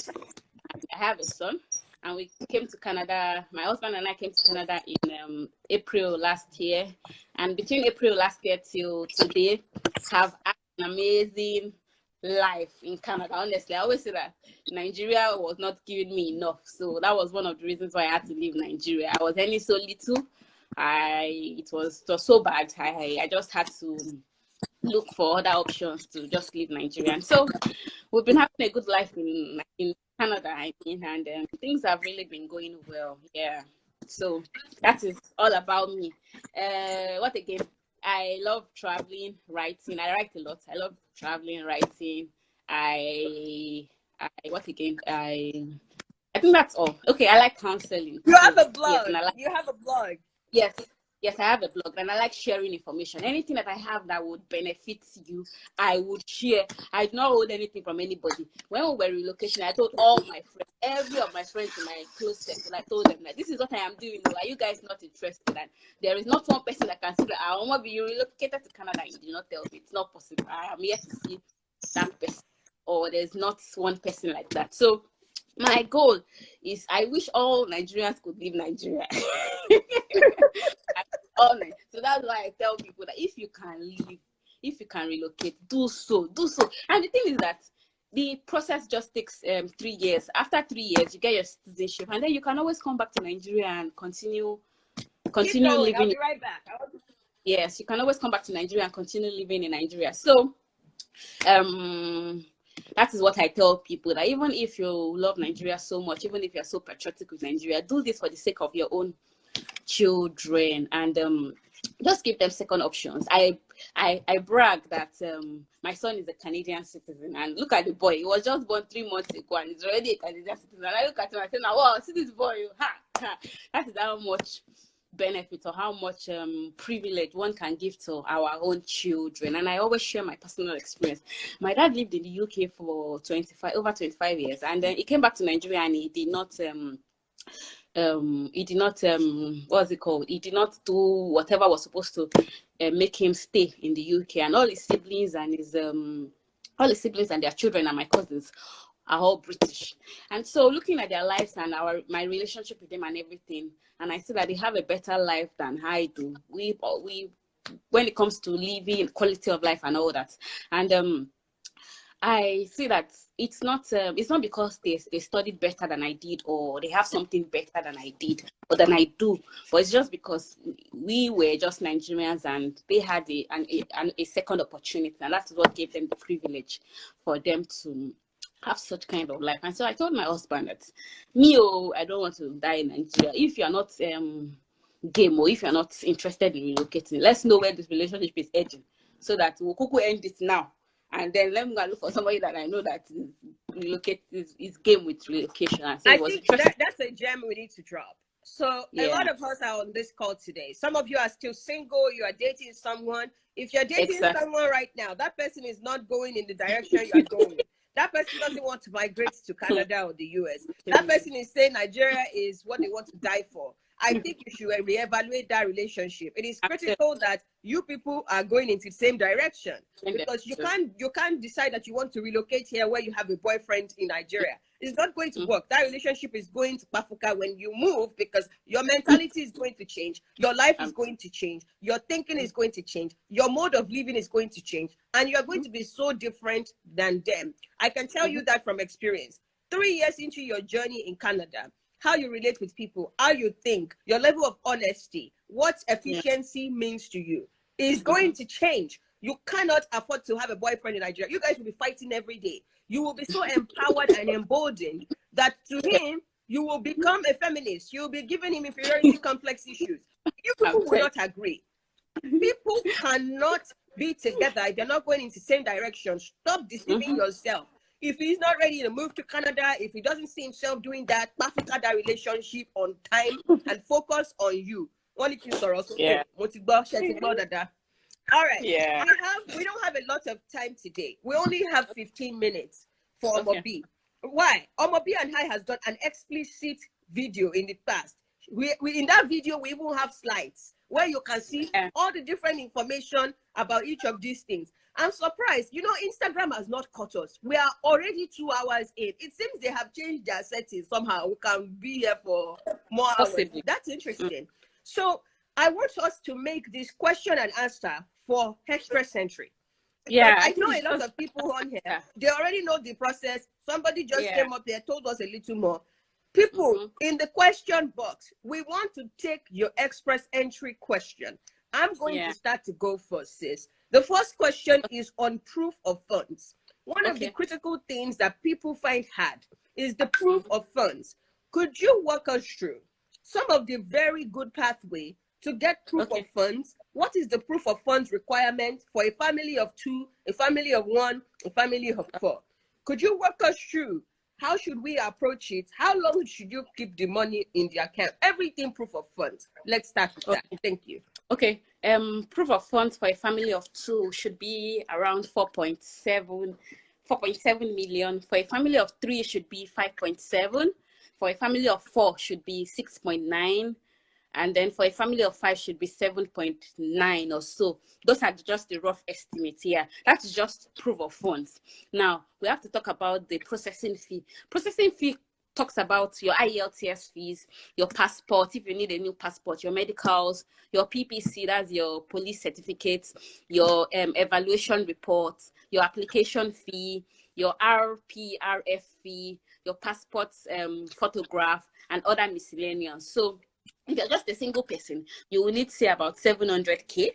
And then if you're a family of 2, just yourself and your husband without children, you, or say yourself and maybe 2 children, or yourself and just yourself and a child, your processing fee will be about 1.2. For a family of 3, a processing fee will be about 1.3. Then family of 4, 1.4, and so it increases by about 100K or 150K, like that. Okay. Now, when it comes to proof of funds, you should have your money in your account 6 months before you submit your application. So that's very important. If you're going to prove your funds by savings or by salary or by you just have the money, that is how you should have your money 6 months before you submit your application. But most times people cannot afford such money in their account 6 months prior. So what I suggest she's talking in Naira. She's trying Yes. to make it easy for people who are back home who are asking for conversion. So all the 0.4, 0.3 you are hearing is Naira. Yeah, it's Naira. Yeah, exactly. So most times people cannot afford to have their have such money in their accounts 6 months prior to submitting their application. So what the suggested they do is that you can do, there's an option of doing a gift deed. Now let me Google what a gift deed is. Just simply saying that, okay, somebody is gifting you this money and the person is not collecting it back. So ensure that when you're doing your gift deed, because it's going to be notarized, and if it is notarized, it already becomes a legal document. So the person can come in the future and say that the person gave you this money and the person wants to get it back. You understand? So ensure that the person that you're gifting, you say is gifting you the money, is somebody that you can trust, and preferably it has to be a parent. If you do not have a parent, it has to be your guardian. Or if you want to use a sibling, it could become very complicated because it may be questioned how your sibling is able to have such kind of money to gift you. So it is better you use your parents or your mother-in-law, your father-in-law, and the elderly person. Do you understand? So what if the person is not related to you at all? Is it still possible for them? It is. Yes. But preferably, it is better to use somebody that is related to your parents or your husband's parents or your wife's parents, so somebody that is elderly and related to you. If the person is not related to you, you have to show some proof or write some information of how the person has helped and supported your career or supported you somehow in your journey or in your past years or previous years. You understand? So if gift deed is just saying that somebody is gifting me this morning, and so the person is not going to collect it back, and so I wish I can show my own gift deed. Anyways, so it's just between you. It's between 3 people. You, the donor, that's the person gifting you the money. The donee, you collecting the money, and the third party. The third party would be your spouse or anybody. I suggest for a third party, you should use a lawyer, especially if you're getting that gift deed from someone who is not a family member. It is important to have it notarized by a lawyer so it's verified. And it's believable. Yeah, exactly. So now what the gift deed does is that once you have your gift deed, the money is now transferred into your account. The money must be transferred into your account by the person you say is gifting you the money. It is very, very important that the person that is gifting you the money is the one that transfers the money into your account. Then what you do is that you can show, you do not have to show the 3 months prior 6 months prior bank statements in your account any longer. the date is just a day bank statement of where the money came into your account, and it must be transferred into your account. So if you are putting the money, if you have 5 million, if the person is getting you 5 million, for instance, and you are putting the money in some sort of investment funds or a mutual fund, and ensure that you have a certificate for that mutual fund, and you show certificate of the mutual fund. That is, with a gift deed, it eliminates the 6-month bank statement you may need to show to RICC. I think that is all about a gift deed. If there are questions, I would be glad to answer. I wanna ask about something gift quick. deed. Yeah. I wanna ask something quick about people. Usually, I see them. They are 430. They are 40. They are still in the pool, and you are wondering, okay, are you trying to do PMP or something? Can you explain to us what should people consider before they put their profile in? What is the minimum score that is being picked today in the pool? Number 2 is, what is the age plus education that will give people a reasonable score? That I'd like us to touch a bit on. If your age is more than this, you don't have this qualification or this work experience, maybe you should consider a route and not express entry. If your age is less than this, with this experience, I think express entry may be a good idea based on what is being picked today in the pool. Would you be willing to give us some suggestion on that? Can you hear me? Okay, yes. Yes, I can hear you. If you are between the ages of 25 to 2, and you have 3 years experience, and you have your master's degree, express entry will be a good route for you. But if you're above 33 or 32 without a master's, PNT, even if you have 9 in all the modules of IELTS, PNP will still be your best bet. So what are you doing? CLB? I always ask people, what is the CLB for this? If you are below 32 and you have a master's and you have 3 years experience, what are you doing? You should start now. If you are less than and you do not have 3 years experience, or you do not have a master's, I would suggest that you start getting experience now. It doesn't matter if it is a paid job. It could be a volunteer role. It could be, you don't even have to you may not necessarily have paid for it, provided it is an experience. Start getting your 3 years experience now if you're 30, or if you do not have a master's and you are less than 30. And then your IELTS result, you must have 9 than 9. Ensure that you have a CLB. Look at my slide and look for the IELTS. Yeah, you should have a CLB of nothing less than 9. And when I mean that, listening is very, very important. You must have 7.7 and 7 in the rest of the modules. That is 7 in reading, writing, and speaking. Now, if you can get a CLB 10, that's fine. That's 8. Your voice in listening, 8.0.5 in both writing and speaking. So, like you asked, masters and you have 3 years experience, or if you're less than 32 and you have a master's, you have 3 years experience, and you can be 9 or CLB, nothing less than CLB 9 year IELTS. You should get on the express entry route immediately. But if you are above 32, you're breaking. Okay, so if you are above 32 without a master's, that is what I would have to say concerning that. You're breaking. It's breaking. Okay, so one thing I want the audience to know is, yes, there's a question blocking the screen. People are asking that it's been removed. This question blocking the screen. It says I had 62 in my points for Saskatchewan, and is there a possibility for mine? It's blocking the screen. Oh my God. Guys, please hold on. It's blocking the screen. I don't see it on my screen. Oh, I do. You do? Yes, I do. So I just turned off questions. Did that help? No. It's still there? But anyway, is it still? It's yeah, it's Is still, it still there? They said it's gone. Somebody said it's gone. I think somebody's.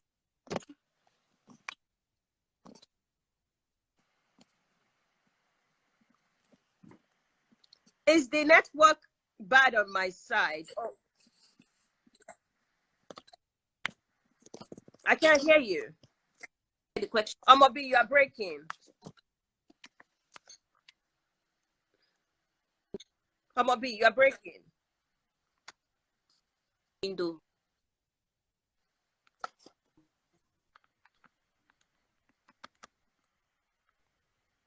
Hello? Yes, it is. Oh, okay, okay, You are that's fine breaking. then. That's fine. And if it's gone, that's fine. It's probably from my own end. Yeah, you are breaking. Yeah, we lost Omobi there. We lost her there. Okay, so guys, I'll try and admit her back on. Give me a second.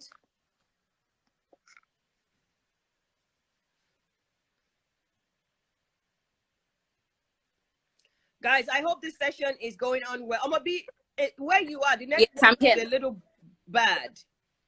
Okay, let me use my other see if that would be better. Okay. Okay, we'll wait.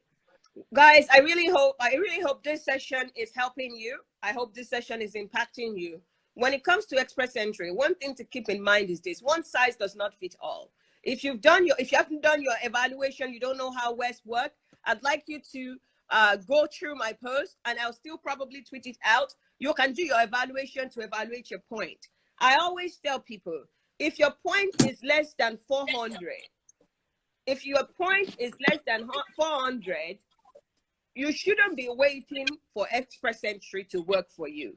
If your point is less than 440, you shouldn't be waiting for express entry to work for you.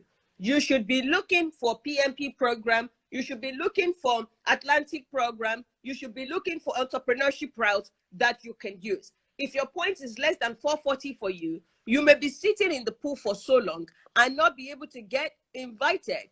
I feel like before people go ahead and say, I want to go and take IELTS, you should take stock. Take stock to understand if IELTS is the next thing for you to do. Maybe you shouldn't even be considering PMP or any of this express entry. If your points are very low, don't bother wasting time doing that. Go and look at other routes like study route. If your point is really low, don't waste time studying for IELTS. Spend that time investing in saving money for your school, as that could be a better version, a better route for you.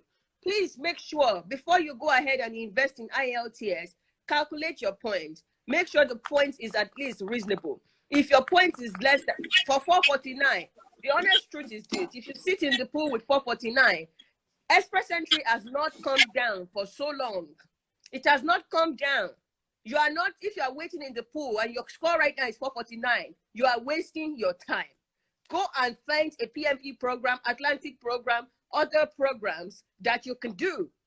Do not stay in the pool.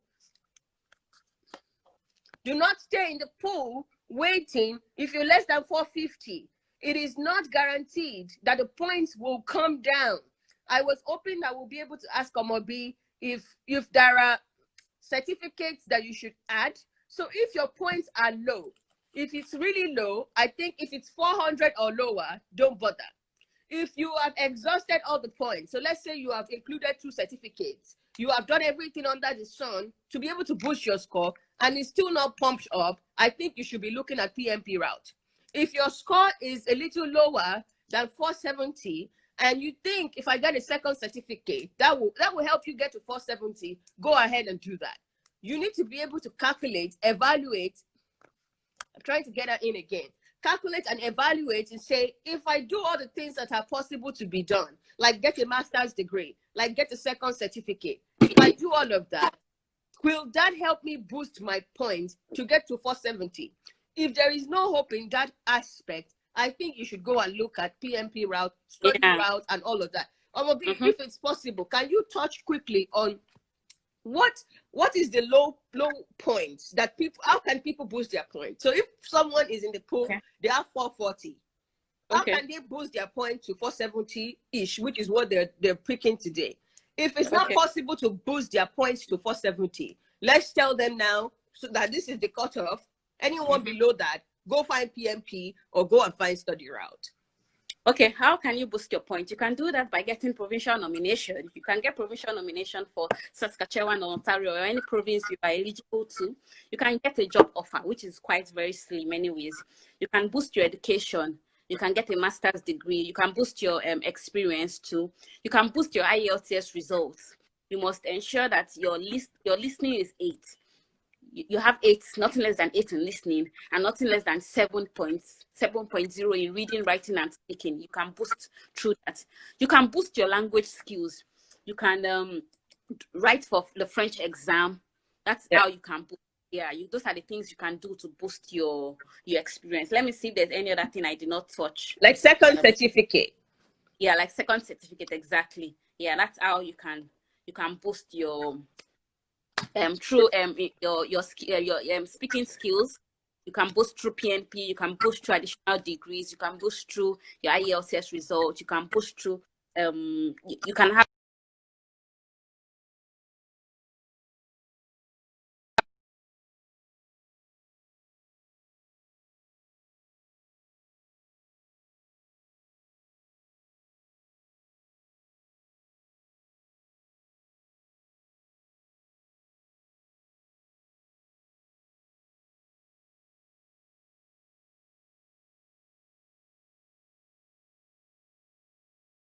Pulse has IPSI, and I told him that okay, use the CRS calculator to stimulate your scores, and let's see.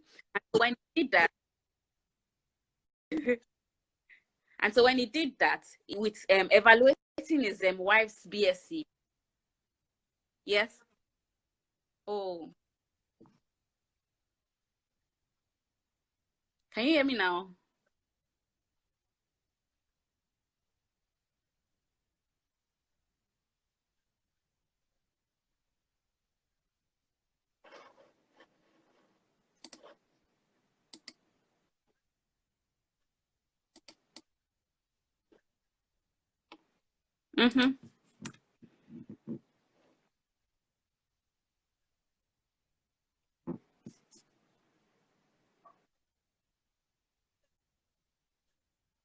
Yeah, it's cracking. I don't know. I can't hear.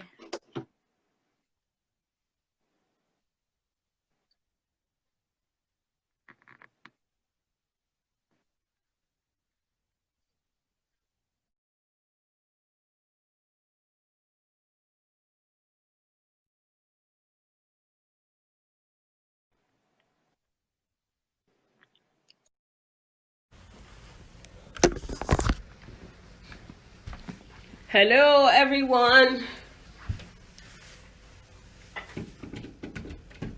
So, the thing went and cut me off. Oh.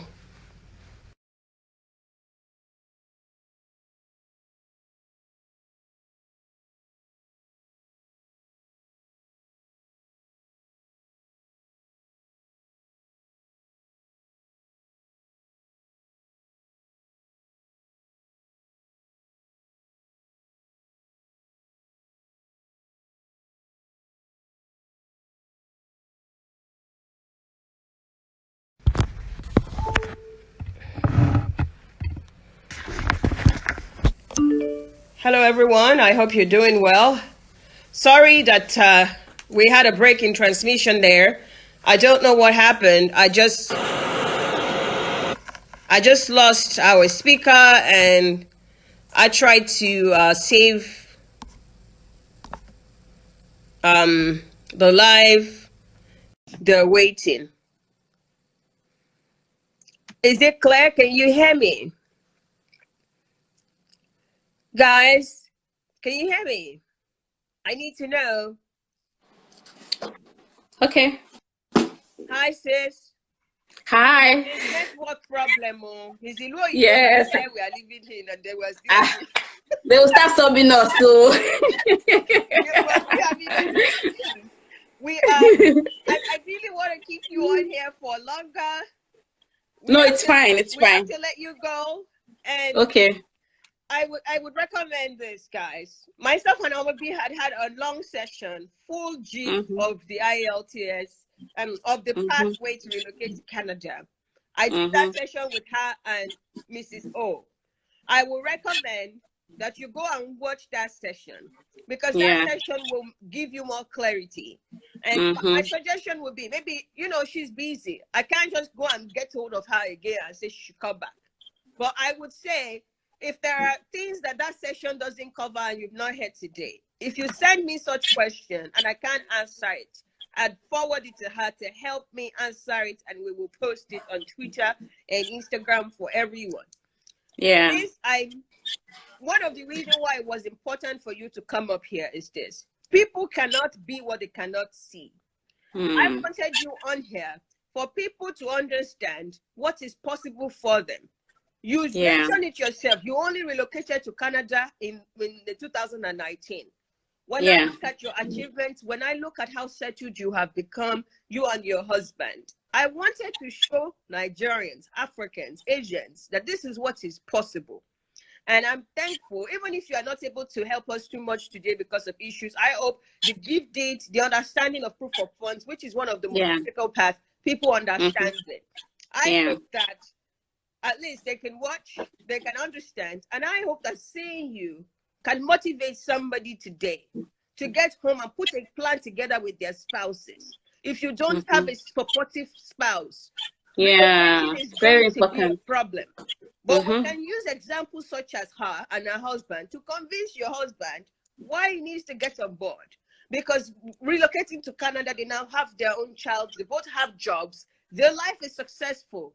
A lizard in Nigeria cannot be a crocodile abroad.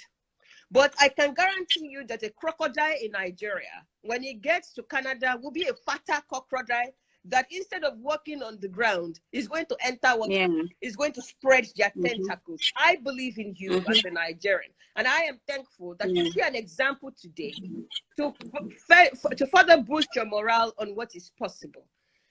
Thank you for joining us today. Any last words for us before we go? Okay, I just wanted to say that people were saying touch on 32 without masters. 32 without masters will mean that you would have to get a PNP. I would also want you to stimulate your CRS scores. Just go on Google and type CRS calculator, and then use the CRS calculator to stimulate your scores. If your score is less than 450, ensure that you just look into PNP and start applying for PNP as fast as you can, or as fast as you can. Read about all the provinces in Canada and look to the province that you think that could, or just apply to as many as possible. Look to the province that you can get a nomination. And somebody's asking that does proof of fund need 6 months prior bank statement? No, proof of funds doesn't need 6 months bank statement.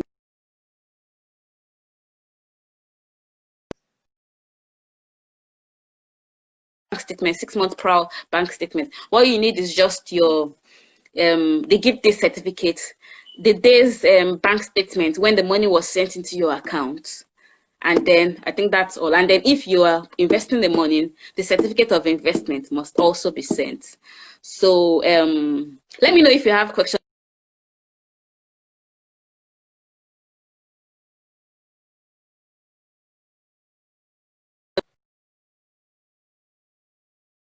To respond in my own available time. So my last word to you will just be relocate to relocate as far as that chances, because you lose 5 points as you get older. So please do. And then if you're in a relationship with somebody who is not keen or who is not game on relocating, ensure that you try as much as possible to cajole, beg, plead with the person. And if you want to end the relationship, it's fine. It's not a problem. I think people are saying they're not hearing me.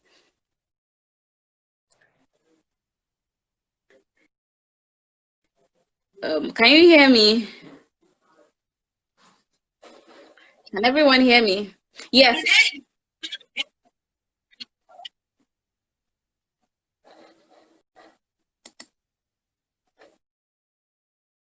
Our big goal.